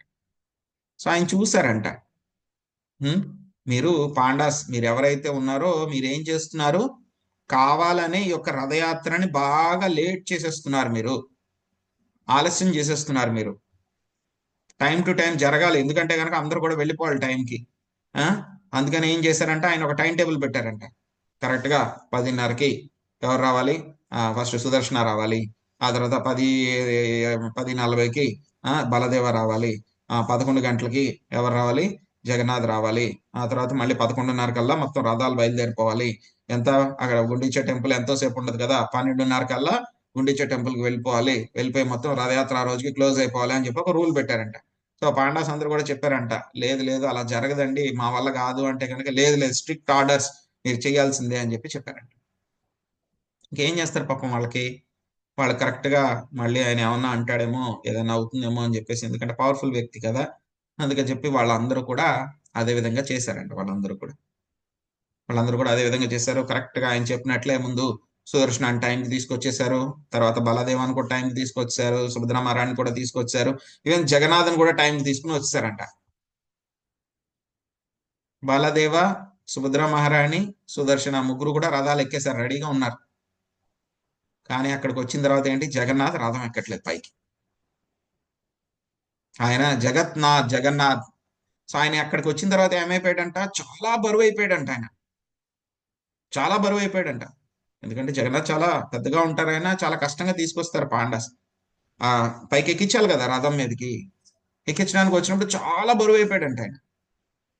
ఎంత లాగుతున్నా సరే అవ్వట్లేదంట. మొత్తం పాండాలు, మిగతా వాళ్ళందరూ ఉంటారు కదా, బలదేవ దగ్గర ఉన్న పాండాసు, సుభద్రమారాణి దగ్గర ఉన్న పాండాసు అందరూ కూడా వచ్చారంట జగన్నాథ్ దగ్గరికి.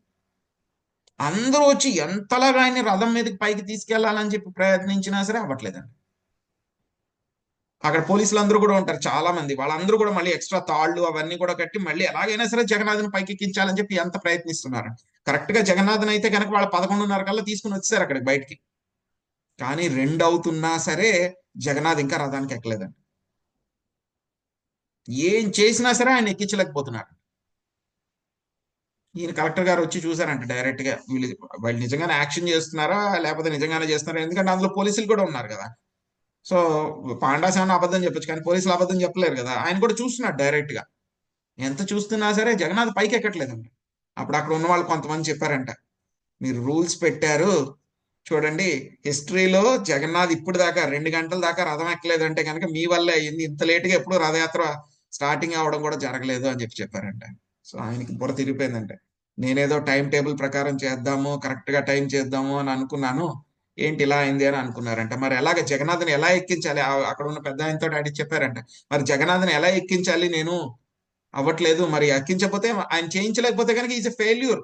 ఆయన చెప్పుకోవాలి కదా జగన్నాథ్ రథయాత్ర జరగలేదు, జగన్నాథ్ ఎక్కలేదు అంటే కనుక. అప్పుడు ఏం చేయాలి అని అడిగారంట.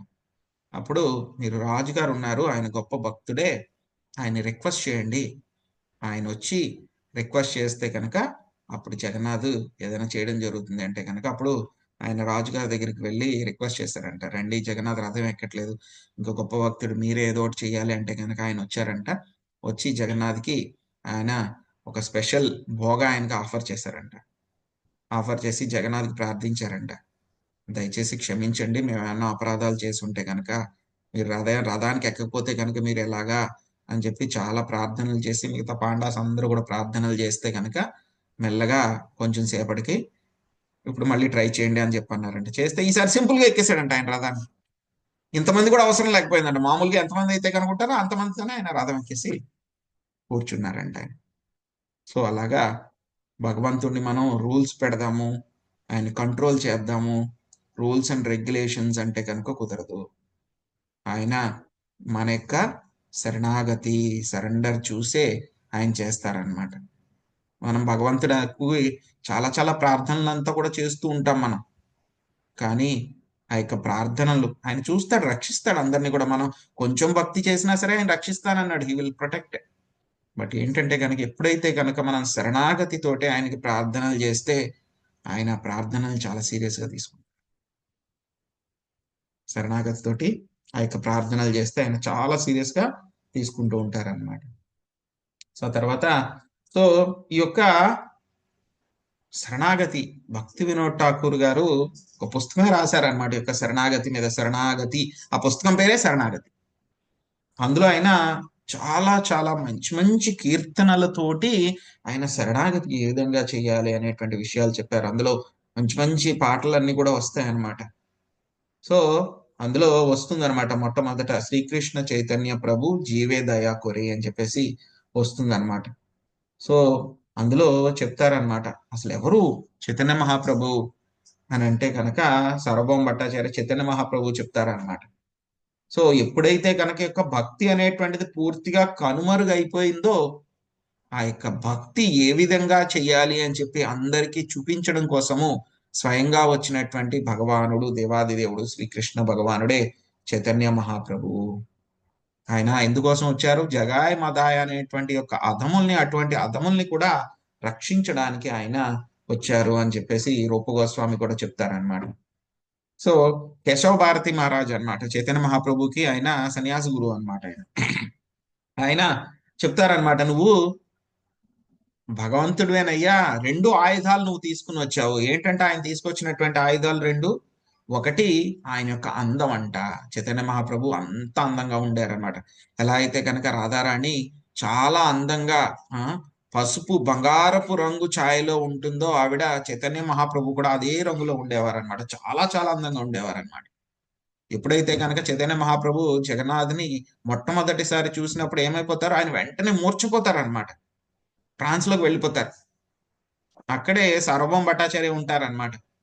సో ఆయన అంటారు, కొంతమంది అంటారనమాట, ఏదో అనవసరంగా ఈయన అనుకరిస్తున్నారు, ఏదో యాక్షన్ చేస్తున్నారు అంటారు. అప్పుడు ఏం చేస్తారు సార్వభౌమ భట్టాచార్య, లేదు లేదు, చూస్తుంటే కనుక ఈయనవి నిజంగానే అనిపిస్తూ ఉన్నాయి యొక్క లక్షణాలు, భావ లక్షణాలు అని చెప్పి ఆయన ఏం చేస్తారు, ఒక చిన్న దూది తీసుకొచ్చి ఆయన ముక్కు దగ్గర పెడతారు. ముక్కు దగ్గర మామూలుగా చేయి పెడితే తెలియదు అనమాట, అసలు శ్వాస కూడా ఉండదన్నమాట.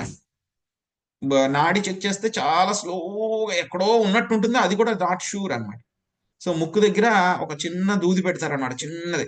పెడితే కనుక అది లిటిల్ గా కదులుతుంది అనమాట. అప్పుడు ఆయన డిసైడ్ చేస్తారు, లేదు లేదు ఈయన నిజంగానే ఈయన ఇందులో ఉన్నారు, భాగవద్వేగంలో ఉన్నారు అని చెప్పి ఏం చెప్తారు, మా ఇంటికి తీసుకెళ్ళండి ఈయన అని చెప్పి చైతన్య మహాప్రభుని సర్వం భట్టాచార్య ఇంటికి తీసుకెళ్ళిపోతారు అనమాట, అక్కడ ఉన్నటువంటి పని వాళ్ళతో.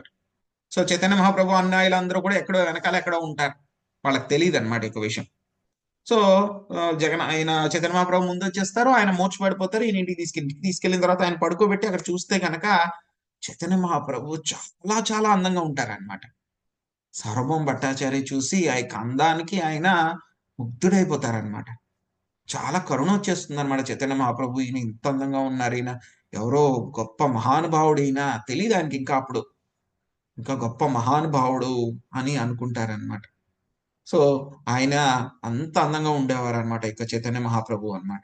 సో ఇంకా ఏమిటి, ఆయన చాలా బ్లిస్, ఎంతో ఆనందంగా ఉండేవాళ్ళు అనమాట. భౌతిక ప్రపంచంలో అందరూ కూడా, మనందరూ కూడా ఏంటి, చాలా కష్టాలు అనుభవిస్తున్నాం, బాధల్లో ఉన్నాం మనం అందరం కూడా. సో కానీ ఏంటంటే కనుక ఆయన అందరికీ కూడా యొక్క బ్లిస్ ఇవ్వడానికి వచ్చారు అని చెప్పి చెప్తారనమాట. సో ఇంకా మనకి ఏం చెప్తారు అంటే కనుక,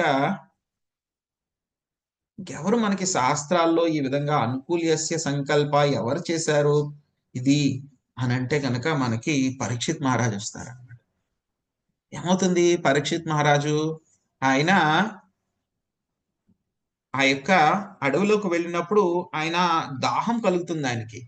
ఆ దాహాన్ని తట్టుకోలేక ఏం చేస్తారు, ఒక ఋషి ఆశ్రమంలోకి వెళ్తే కనుక, ఆయన మెడిటేషన్ లో ట్రాన్స్ లో ఉంటే కనుక ఆయన ఏం చేస్తారు, అడిగినా రెస్పాండ్ అవ్వలేదని అక్కడే ఉన్న చనిపోయిన పాముని ఆయన మెడలో వేసి ఆయన వెళ్ళిపోతారు. దాని మూలంగా ఆయనకి శాపం అంతా కూడా వస్తుంది. ఆ తర్వాత ఏం చేస్తారు, ఆ శాపం వచ్చిన తర్వాత మొత్తం ఆయన రాజ్యాన్ని అంతా కూడా వదిలిపెట్టి సుఖదేవ గోస్వామి దగ్గర నుంచి ఆయన భాగవతం వింటూ ఉంటారు. వింటూ ఉంటే కనుక ఆయనకి అది ఎలా వింటూ ఉంటారు భాగవతం అంటే కనుక ఏదో గ్యాప్ తీసుకుని కాదు, ఒక గంట ఇచ్చి లేకపోతే 2 గంటలు ఇచ్చి లేకపోతే పగలైన తర్వాత రాత్రి అయిపోయిందని పడుకుని కాదు, మొత్తం డే అండ్ నైట్ నడుస్తూనే ఉంది. ఆయనే కాదు, సుఖదేవ గోస్వామి కాదు, అక్కడ వచ్చినటువంటి గొప్ప గొప్ప బ్రహ్మాండంలో ఉన్నటువంటి గొప్ప గొప్ప ఋషులు మునులు వాళ్ళందరూ కూడా వచ్చారు. నారద ముని వ్యాసదేవ కూడా వచ్చారు అక్కడికి వినడానికి. సూత గోస్వామి కూడా అక్కడే ఉన్నారు, అందరూ కూడా వింటున్నారు. వాళ్ళందరూ ఎలా వింటున్నారు, ఆకలేస్తుంది, లంచ్ బ్రేక్ తీసుకుందాము, లేకపోతే ప్రసాదం బ్రేక్ తీసుకుందాము, గంట ఆగుదాము, ఒక అరగంట రెస్ట్ తీసుకుని వద్దాము అని చెప్పి ఎవ్వరు కూడా ఏం ఆగలేదు. అక్కడ 7 రోజులు కంటిన్యూస్ గా ఉండి భాగవతం విన్నారు. ఏమవుతుంది, 3.5 రోజులు అయిపోతుంది. 3.5 రోజులు అయిపోతుంది అనమాట. సుఖదేవ గోస్వామి బ్రహ్మ విమోహన లీల ఇంకా ఎక్స్ప్లెయిన్ చేయడానికి 10వ స్కందంలో వస్తుంది మనకి, అది ఎక్స్ప్లెయిన్ చేయడానికి రెడీగా ఉన్నారనమాట. అప్పుడు ఒకసారి అడుగుతారు పరీక్షిత్ మహారాజుని అనమాట, ఏం తీసుకోలేదా, మీరు వినగలరా అని అడిగితే కనుక ఆయన చెప్తారనమాట, ఇంతకు ముందు నేను ఈ యొక్క దాహము కోసం అని చెప్పేసి నేను ఆయన దగ్గరికి వెళ్ళి ఆయన మెడలో పాము వేసి శాపం తెచ్చుకున్నాను. కానీ నేను మీ యొక్క అమృతమైనటువంటి వాక్కులని, మీ యొక్క లోటస్ స్లిప్స్ అన్నమాట, మీ యొక్క పెదవుల్లోంచి నేను వింటూ యొక్క అమృతాన్ని, శ్రీకృష్ణుని యొక్క కథ అమృతాన్ని వింటూ నాకు దాహము ఆకలి దప్పిక ఏమీ తెలియట్లేదు అని చెప్పేసి ఆయన చెప్తారనమాట, పరీక్షిత్ మహారాజు చెప్తారనమాట. సో ఇదేమిటి, అనుకూల్యస్య సంకల్ప. సో భక్తి కోసము ఏమి కావాలో, ఆయన అమృతాన్ని స్వీకరిస్తూ ఆయన భక్తి కోసం ఏమి కావాలో ఆ, అది చెప్తారనమాట. సో మనకి భక్తి వినోద్ ఠాకూర్ గారు చెప్తారనమాట, భక్తుల యొక్క సాంగత్యం తీసుకోవడం ఎంత ముఖ్యమో అనేటువంటి విషయం మనకి ఈ యొక్క శ్రీకృష్ణ చైతన్య జీవదయా కోరే అనేటువంటి ఒక పాటలో చెప్తారనమాట. శుద్ధ భక్తుల యొక్క సాంగత్యం తీసుకోవాలి. ఇంకొకటి ఏమిటి అని అంటే కనుక ఈ యొక్క అనుకూల్యస్య సంకల్పాలను ఇంకోటి ఏమొస్తుంది, భక్తుల యొక్క సేవ చేయాలి, శుద్ధ భక్తుల యొక్క సేవ చేయాలి. వాళ్ళకి సేవ చేస్తూ ఉంటే కనుక ఏమవుతుంది, మనము ఈ యొక్క భక్తిలో ఎంతో వేగంగా ముందుకు వెళ్ళగలము భక్తుల యొక్క ఆశ్రయం తీసుకుంటే కనుక. సో భక్తుల యొక్క శుద్ధ భక్త చరణ రేణు భజన అనుకూల. సో శుద్ధ భక్తుల యొక్క పాద ధూళి తగిలితేనే మొత్తం ఏమవుతుంది, మన యొక్క భజన అనుకూలంగా మారుతుంది అని చెప్పని వస్తుంది అనమాట.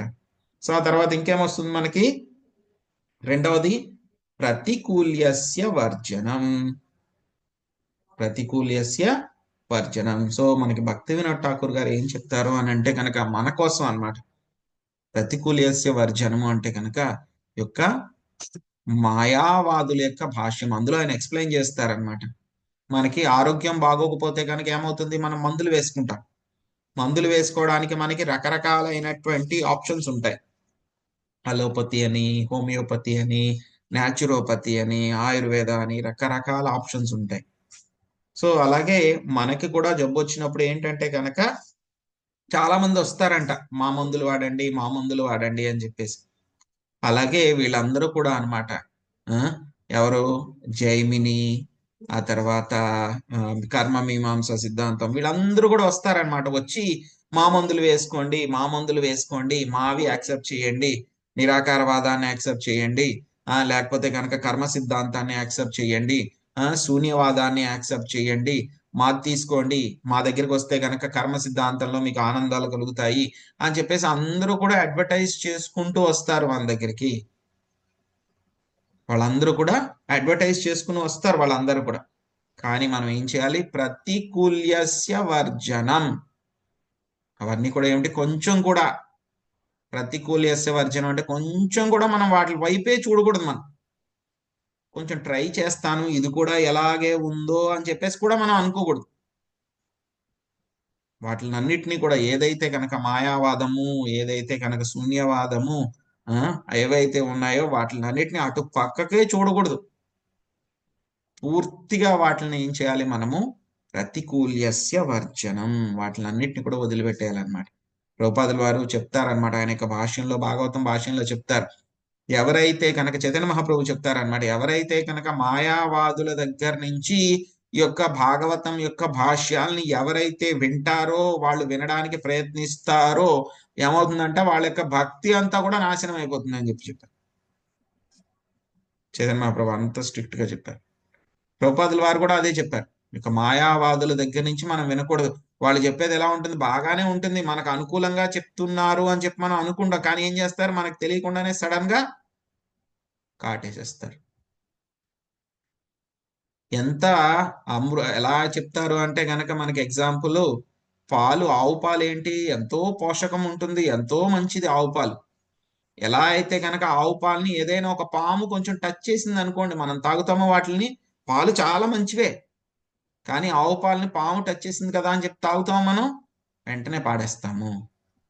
అలాగే ఎంత మంచి విషయాలైనా సరే, శాస్త్ర సంబంధ విషయాలైనా సరే, మాయావాదులు చెప్తూ ఉంటే వాళ్ళ నోటి నుంచి వస్తే కనుక మనం ఏం చేయాలి, వెంటనే చెవులు మూసేసుకోవాలి, వినకూడదు అక్కడి నుంచి.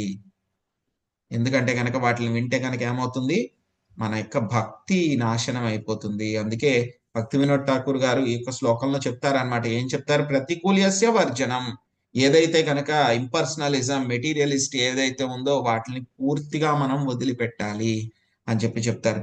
సో 2 విషయాలను వదిలిపెట్టాలి అని చెప్పి చెప్తారు. ఎవరైతే కనుక భౌతిక పరమైనటువంటి విషయాల్లో చాలా ఇంద్రియ తృప్తి చేస్తూ ఉన్నారో వాళ్ళ యొక్క సాంగత్యాన్ని వదిలిపెట్టాలి మొట్టమొదటి. రెండవది యొక్క మాయావాదులు ఎవరైతే ఉన్నారో వాళ్ళ యొక్క సాంగత్యాన్ని కూడా వదిలిపెట్టాలి. కానీ ఏం చెప్తారు అని అంటే కనుక భక్తి వినోద్ ఠాకూర్ గారు, ఈ యొక్క మాయావాదుల యొక్క సాంగత్యం అనేటువంటిది ఏమిటి, చాలా చాలా మోసం. అది చాలా చాలా మోసం, ఈ యొక్క మాయావాదుల యొక్క సాంగత్యం అనేటువంటిది. సో వీళ్ళిద్దరిలో కూడా చూస్ చేసుకోవాలి. ఎవరు, భౌతికవాదులు ఎవరైతే కనుక సెన్స్ గ్రాటిఫైయర్స్ ఉన్నారో వాళ్ళకి, మాయావాదుల్ని ఒకరిని సెలెక్ట్ చేసుకోమంటే కనుక నేను ఎవరిని సెలెక్ట్ చేసుకుంటా, సెన్స్ గ్రాటిఫైయర్స్ ని సెలెక్ట్ చేసుకుంటా. ఎందుకంటే కనుక వాళ్ళు సెన్స్ గ్రాటిఫికేషన్ లో, ఇంద్రియ భోగంలో ఉన్నటువంటి వాళ్ళు ఏంటంటే కనుక ఈ రోజు కాకపోతే రేపైనా సరే వాళ్ళు ఏదో ఒక శుద్ధ భక్తుడి యొక్క సాంగత్యం దొరికితే కనుక వాళ్ళు మళ్ళీ భక్తి మొదలు పెట్టచ్చు, వాళ్ళు భక్తిలత స్ప్రౌట్ అవుతుంది. కానీ మాయావాదుల దగ్గర అయితే కనుక ఏమవుతుంది, ఆ యొక్క భక్తిలత అనేటువంటిది ఏమవుతుంది, పూర్తిగా మాడి మసైపోతుంది. ఆ యొక్క విత్తనం, ఆ విత్తనం అంతా కూడా మొత్తం మాడి మసైపోతుంది. కాబట్టి మాయావాదుల దగ్గరికి నేను చచ్చినా సరే వెళ్ళను. రామానుజాచార్యుల వారు కూడా ఇదే విషయం చెప్తారనమాట. ఆయన వెళ్ళిపోయేటప్పుడు చివరిలో లాస్ట్ ఇన్స్ట్రక్షన్ అనమాట, ఆయన అంతర్ధానం అయిపోయేటప్పుడు లాస్ట్ ఇన్స్ట్రక్షన్ ఇదే చెప్తారు వాళ్ళు. మీరు ఒక చీకటి నుయ్యిలో పడిపోతున్నారు, పడిపోతుంది, పైన వచ్చి పాము కాటైపోతుంది, కింద కూడా చాలా పాములు ఉన్నాయి. ఎవరో ఒక వ్యక్తి వచ్చాడు, మీకు ఒక తాడు ఇచ్చాడు. ఆయన వ్యక్తి తాడు ఇచ్చాడు మీకు, రండి మిమ్మల్ని కాపాడుతాను, నాకు ఆశ్రయం ఇస్తాను, కానీ నా దగ్గర ఉండాలి అని చెప్పి చెప్పాడు ఆయన. ఎవరు మీరు అని అడిగితే కనుక నేను మాయావాది అని చెప్పాను. మీరు చచ్చిపోండి, కానీ మాయావాది దగ్గరికి మాత్రం వెళ్ళకండి. అని చెప్పారు. రామానుజాచార్యులు చెప్పారు, ఆయన యొక్క లాస్ట్ ఇన్స్ట్రక్షన్ అన్నమాట. అసలు మాయావాదుల యొక్క సాంగత్యం అస్సలు తీసుకోవద్దు అని చెప్పారనమాట.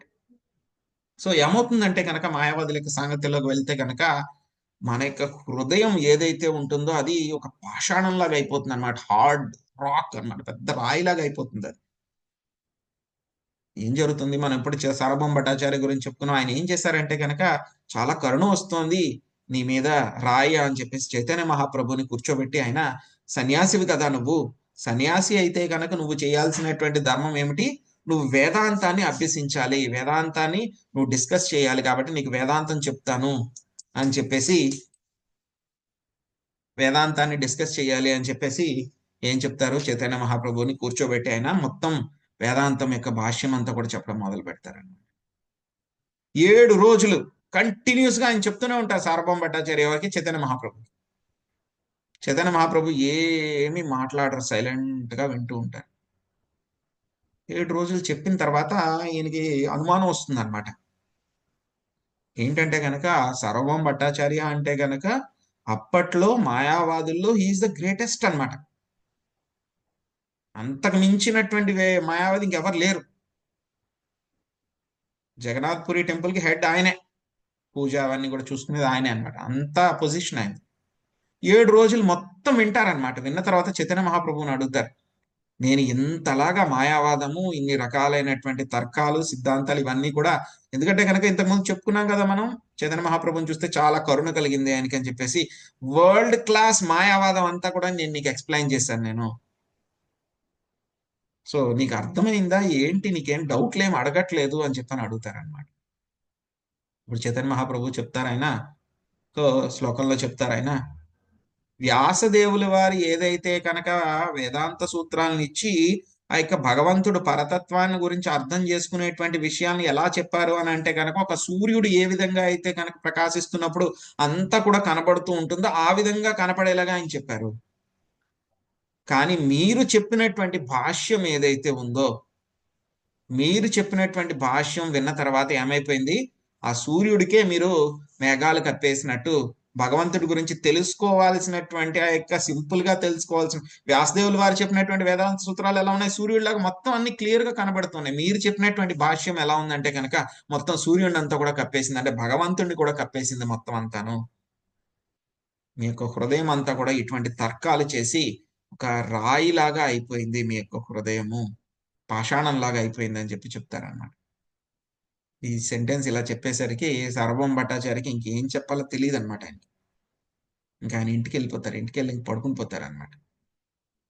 పడుకుంటే కనుక పొద్దున్నే ఏం చేస్తారంటే కనుక చైతన్య మహాప్రభు ఆయన దగ్గరికి జగన్నాథ్ ప్రసాదం తీసుకుని వస్తారన్నమాట. పొద్దున్నే ఆయన తలుపు కొడతారు, ఇంటి తలుపు కొడతారు. ఎవరు వచ్చారు అని చూస్తే కనుక ఈయన వస్తారు. చూస్తే కనుక ఎంతో అందంగా ఉంటారన్నమాట చైతన్య మహాప్రభు అనమాట, వెరీ బ్యూటిఫుల్. సో చూసి వెంటనే జగన్నాథ్ ప్రసాదం ఇదిగోండి తీసుకోండి అని ఆయన చేతికిస్తారు. ఇస్తే కనుక వెంటనే ఆయన ఆ ప్రసాదం తినేస్తారు, నిద్రలేస్తారు అప్పుడే. అప్పటికైనా స్నానం చేయటం కానీ, పళ్ళు తోడుకోవడం కానీ, మిగతా కర్మలు ఏవైతే ఉంటాయో, బ్రాహ్మణులు ఏంటంటే కనుక వాళ్ళు అవన్నీ చేస్తేనే చేస్తారు. ఇప్పటికంటే కూడా అప్పుడు ఇంకా చాలా స్ట్రిక్ట్ గా ఉండేవారు. అవన్నీ కూడా ఏం చేయరు, వెంటనే జగన్నాథ్ ప్రసాదం తినేస్తారు. తినేసి చాలా ఆనందంగా చెప్తారన్నమాట చైతన్య మహాప్రభు, నిజంగానే మీరు చెప్పినట్లు నా యొక్క హృదయం పాషాణం అయిపోయింది, మీ యొక్క కరుణ వలన ఏమైంది, జగన్నాథ్ ప్రసాదం మూలంగా ఏమైంది. ఇంకా ఏం చెప్తారు, గోపీనాథ్ ఆచార్య అని ఉంటారన్నమాట, సార్వభౌమ భట్టాచార్యకి బావమరిది అనమాట ఆయన. సో ఆయన నా బంధువు కాబట్టి గోపీనాథ్ ఆచార్య మీద ఉన్నటువంటి కరుణ వల్ల నన్ను కూడా మీరు డెలివర్ చేశారు. సో కాబట్టి మీకు ఎంతో రుణపడి ఉన్నాను అని చెప్పి ఆ తర్వాత ఆయన చైతన్య మహాప్రభుకి ఒక స్టాంచ్ ఫాలోవర్ అయిపోతారనమాట ఆయన. సో ఆయన అలా అయిపోతే కనుక మిగతా మాయావాదులు ఇంకేం మాట్లాడతారు, ఇంకేం లేదు, సైలెంట్. సో అలాగా ఎవరైతే కనుక ఈ యొక్క మాయావాద భాష్యం వింటారో ఏమవుతుందంటే కనుక వాళ్ళ యొక్క హృదయము చాలా రాయిలాగా అయిపోతుంది అనమాట, గడ్డకట్టకపోతుంది అనమాట. సో ఎందుకండి కృష్ణుడు అందరి ఇళ్ళకి వెళ్ళి, గోపికల ఇళ్ళకి వెళ్ళి ఆ యొక్క వెన్ననంతా కూడా దొంగిలించేవాడు ఆయన? ఎందుకంటే కనుక వాళ్ళు చేసినటువంటి వెన్న ఎలా ఉండేదంట, చాలా మెత్తగా ఉండేదంట, చాలా బాగుండేదంట. అందుకని ఆ యొక్క వెన్నని స్వీకరించడానికి వెళ్ళేవారు. దాని అర్థం ఏమిటంటే కనుక, ఎప్పుడైతే కనుక మనం శరణాగతి చేస్తూ యొక్క భక్తి చేస్తూ శుద్ధ భక్తి చేస్తూ ఉంటే కనుక ఏమవుతుంది, మన యొక్క హృదయం కూడా ఆ యొక్క గోపికలు చేసినటువంటి వెన్నలాగా తయారైపోతుంది. అప్పుడు ఆ వెన్నను తీసుకోవడానికి స్వామి వస్తాడు. అంతేగాని మాయావాదుల్లాగా ఆ యొక్క మాయావాదుల యొక్క భాష్యాన్ని విని హృదయాన్ని అంతా కూడా రాయిలాగా చేసేసుకుంటే స్వామి ఎందుకు వస్తాడు? ఆయన ఎందుకు తీసుకుంటాడు? బాగోలేని వెన్న తీసుకోవాల్సిన అవసరం ఉంది ఆయనకి. ఎంతో మంది ఉన్నారు ఆయనకి వెన్న పెట్టేటువంటి వాళ్ళు. యశోదామాత ఎన్నో ఆవులతోటి వెన్న పెట్టిస్తూ ఉంటుంది. ఎంతో మంది భక్తులు ఉన్నారు, నిత్య సిద్ధులు ఎంతో మంది, కోట్ల మంది ఉన్నారు వైకుంఠ లోకాల్లో. మన దగ్గరికి వచ్చి ఆయన మనల్ని యాక్సెప్ట్ చేయాల్సిన అవసరం ఉంది ఆయనకి.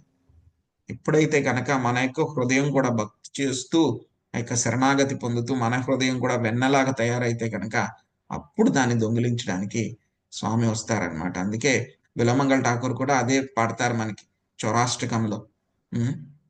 శ్రీరాధికాయ హృదయస్య చౌరం నవాంబుదశ్యామల కాంతి చౌరం పాదాశ్రితానాం చ సమస్తచౌరం చౌరాగ్రగణ్యం పురుషం నమామి.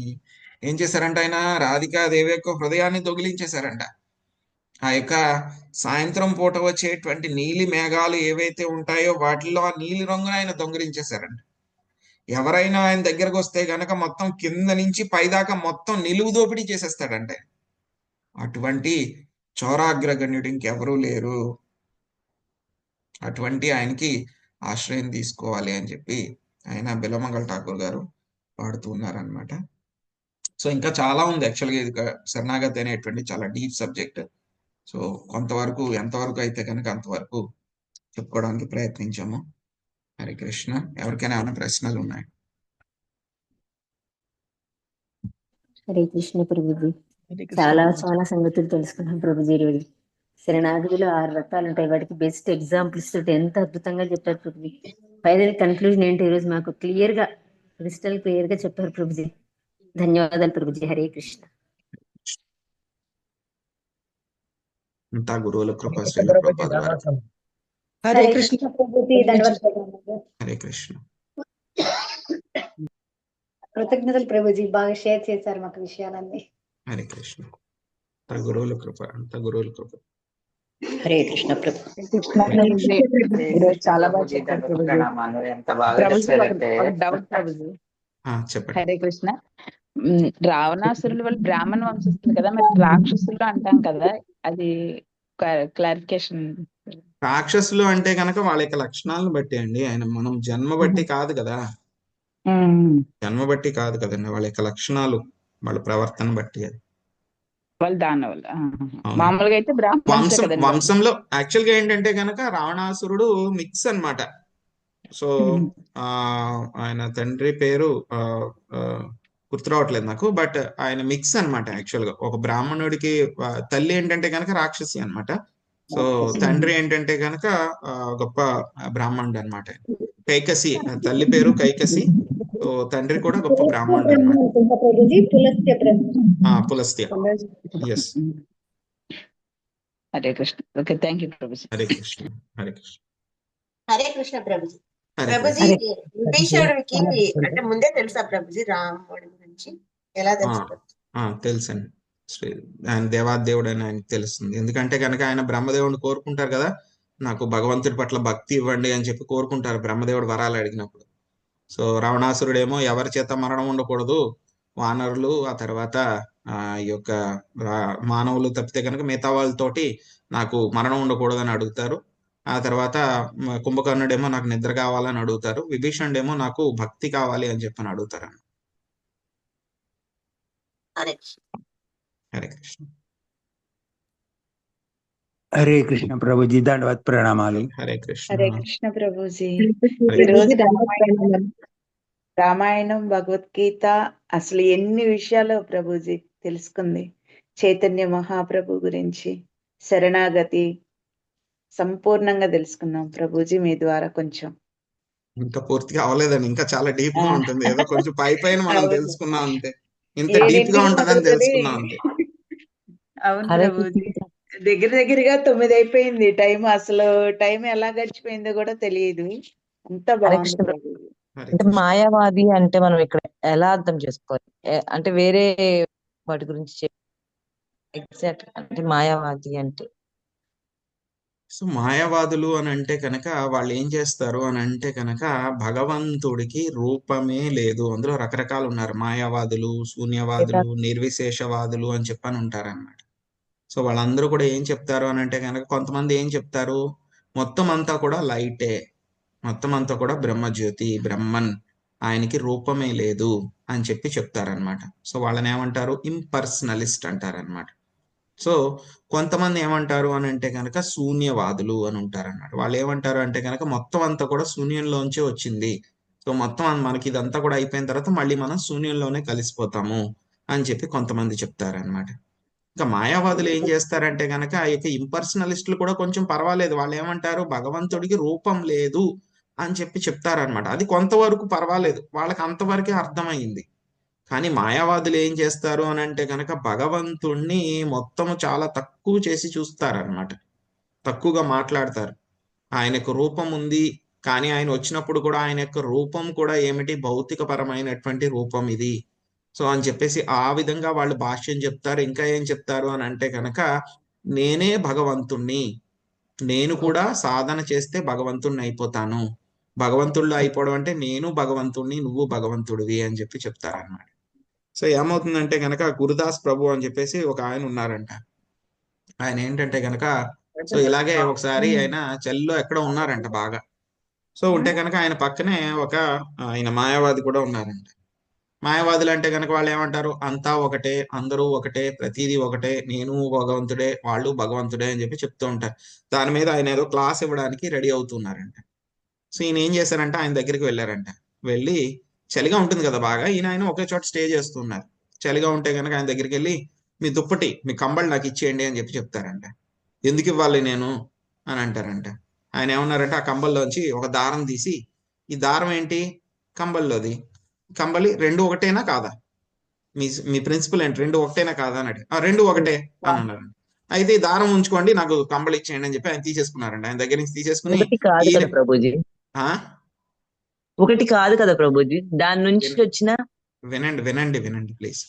సో ఆ దారం ఏమో ఆయనకి ఇచ్చేశారు, ఆ కంబలు తీసేసుకుని ఈయన పడుకున్నారంట. రెండు దుప్పట్లు కప్పుకుని పడుకున్నారు ఈయన. ఆయన ఏమో రాత్రి అంతా కూడా చెల్ల గజగజలాడిపోతున్నారు. ఆ ఒక్క దారంతో ఏమవుతుంది. సో అప్పుడు 1 గంటకు ఆయన దగ్గరికి వచ్చి లేపారంట. లెగండి లెగండి గురుదాస్ గారు, ఏమైంది ఏమైంది అంటే కనుక మీరు చెప్పింది కరెక్టే, రెండు ఒకటి కాదు, నా దుప్పటి నాకు ఇచ్చేయండి, నా కమ్మలు నాకు ఇచ్చేయండి, తట్టుకోలేకపోతున్నా, నేను ఒప్పుకుంటున్నాను అని చెప్పి అన్నారండి. సో అలాగా వాళ్ళంతా ఒకటే అని చెప్పి చెప్తూ ఉంటారనమాట. భగవంతుడు అదే విధంగా జీవుడు ఎలా ఒకటవుతారండి, అవరనమాట. అది. థ్యాంక్ యూ ప్రభుజీ, చాలా బాగా అర్థమైన. హరే కృష్ణ. ఎంత అద్భుతంగా వివరించారు ప్రభుజీ. ఈరోజు క్లాస్ చాలా చాలా అద్భుతం ప్రభుజీ. ఎన్నెన్నో సంగతులు ఇన్ని ఒకేసారి విన్నా మాకు బహుశా గుర్తుంటుందో లేదో కానీ అసలు చాలా అద్భుతంగా ఉంది ప్రభుజీ క్లాస్. హరే కృష్ణ. హరే కృష్ణ ప్రభుజీ. సార్వభౌమ భట్టాచార్యులు కూడా మాయావాది అన్నారు కదా, మరి ఆయన టెంపుల్లో చేస్తున్నారు కదా. మాతాజీ మనకి అర్థం అవుతుందండి, అర్థం అవుతుంది.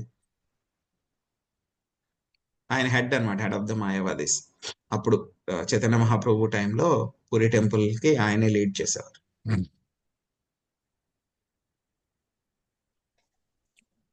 హరే కృష్ణ ప్రభుజీ, దండవత్ ప్రణామాలు. హరే కృష్ణ. హరే కృష్ణ ప్రభుజీ, ధన్యవాదాలు ప్రభుజీ. ఏం చెప్పండి ప్రభుజీ. ఇప్పుడు చైతన్య బ్రహ్మ ప్రభు సాంగత్యంలో సార్వభౌమాచార్య మారినాడు కదా. పూర్తిగా మారిపోయారు ఆయన. అదే మళ్ళీ పూర్తిగా మారిపోయారు ఆయన. ఆ తర్వాత ప్రతాపరుద్ర ఉండరు అనమాట. అప్పుడు ఎప్పుడు సార్వభౌమ భట్టాచార్యతోటి చైతన్య మహాప్రభు ఇదంతా కూడా జరిగినప్పుడు ప్రతాపరుద్ర ఉండరు. ఉండినప్పుడు ఆయన తర్వాత వస్తారు, రాజ్యానికి బయటకి ఎక్కడికో వెళ్ళి వస్తారు. వచ్చిన తర్వాత చూస్తే కనుక సార్వభౌమ భట్టాచార్య ఇంతకుముందు మాయావాది కింద పూర్తిగా భక్తుడైపోయాడు. ఆయన జగన్నాథ్ పూర్తిగా భక్తుడైపోయారు అనమాట. సో ఆయనే ఆశ్చర్యపోతారనమాట. ఆ తర్వాత మళ్ళీ ఆ సార్వభౌమ భట్టాచార్య యొక్క డైరెక్షన్ లో, సాంగత్యంలో ప్రతాపరుద్ర కూడా మళ్ళీ చైతన్య మహాప్రభు యొక్క ఆశ్రయాన్ని పొందుతారనమాట. హరే కృష్ణ ప్రభుజీ, ధన్యవాదాలు ప్రభుజీ. హరే కృష్ణ. హరే కృష్ణ ప్రభుజీ. హరే కృష్ణ. సో మళ్ళీ మనం రేపు కలుసుకుందాం. హరే కృష్ణ. హరే కృష్ణ. మళ్ళీ మనం రేపు కలుసుకుందాం అండి. వాంఛా కల్పతరుభ్యశ్చ కృపా సింధుభ్య ఏవ చ పతితానాం పావనేభ్యో వైష్ణవేభ్యో నమో నమః. అనంత కోటి వైష్ణవ వృందకి జై శ్రీల ప్రభుపాదికి నితాయ్ గౌర్ ప్రేమానందే. హరి హరి హరి హరి హరే కృష్ణ. హరే కృష్ణ ప్రభుజీ. ధన్యవాదాలు ప్రభుజీ. హరే హరే కృష్ణ. కృష్ణ. హరే కృష్ణ.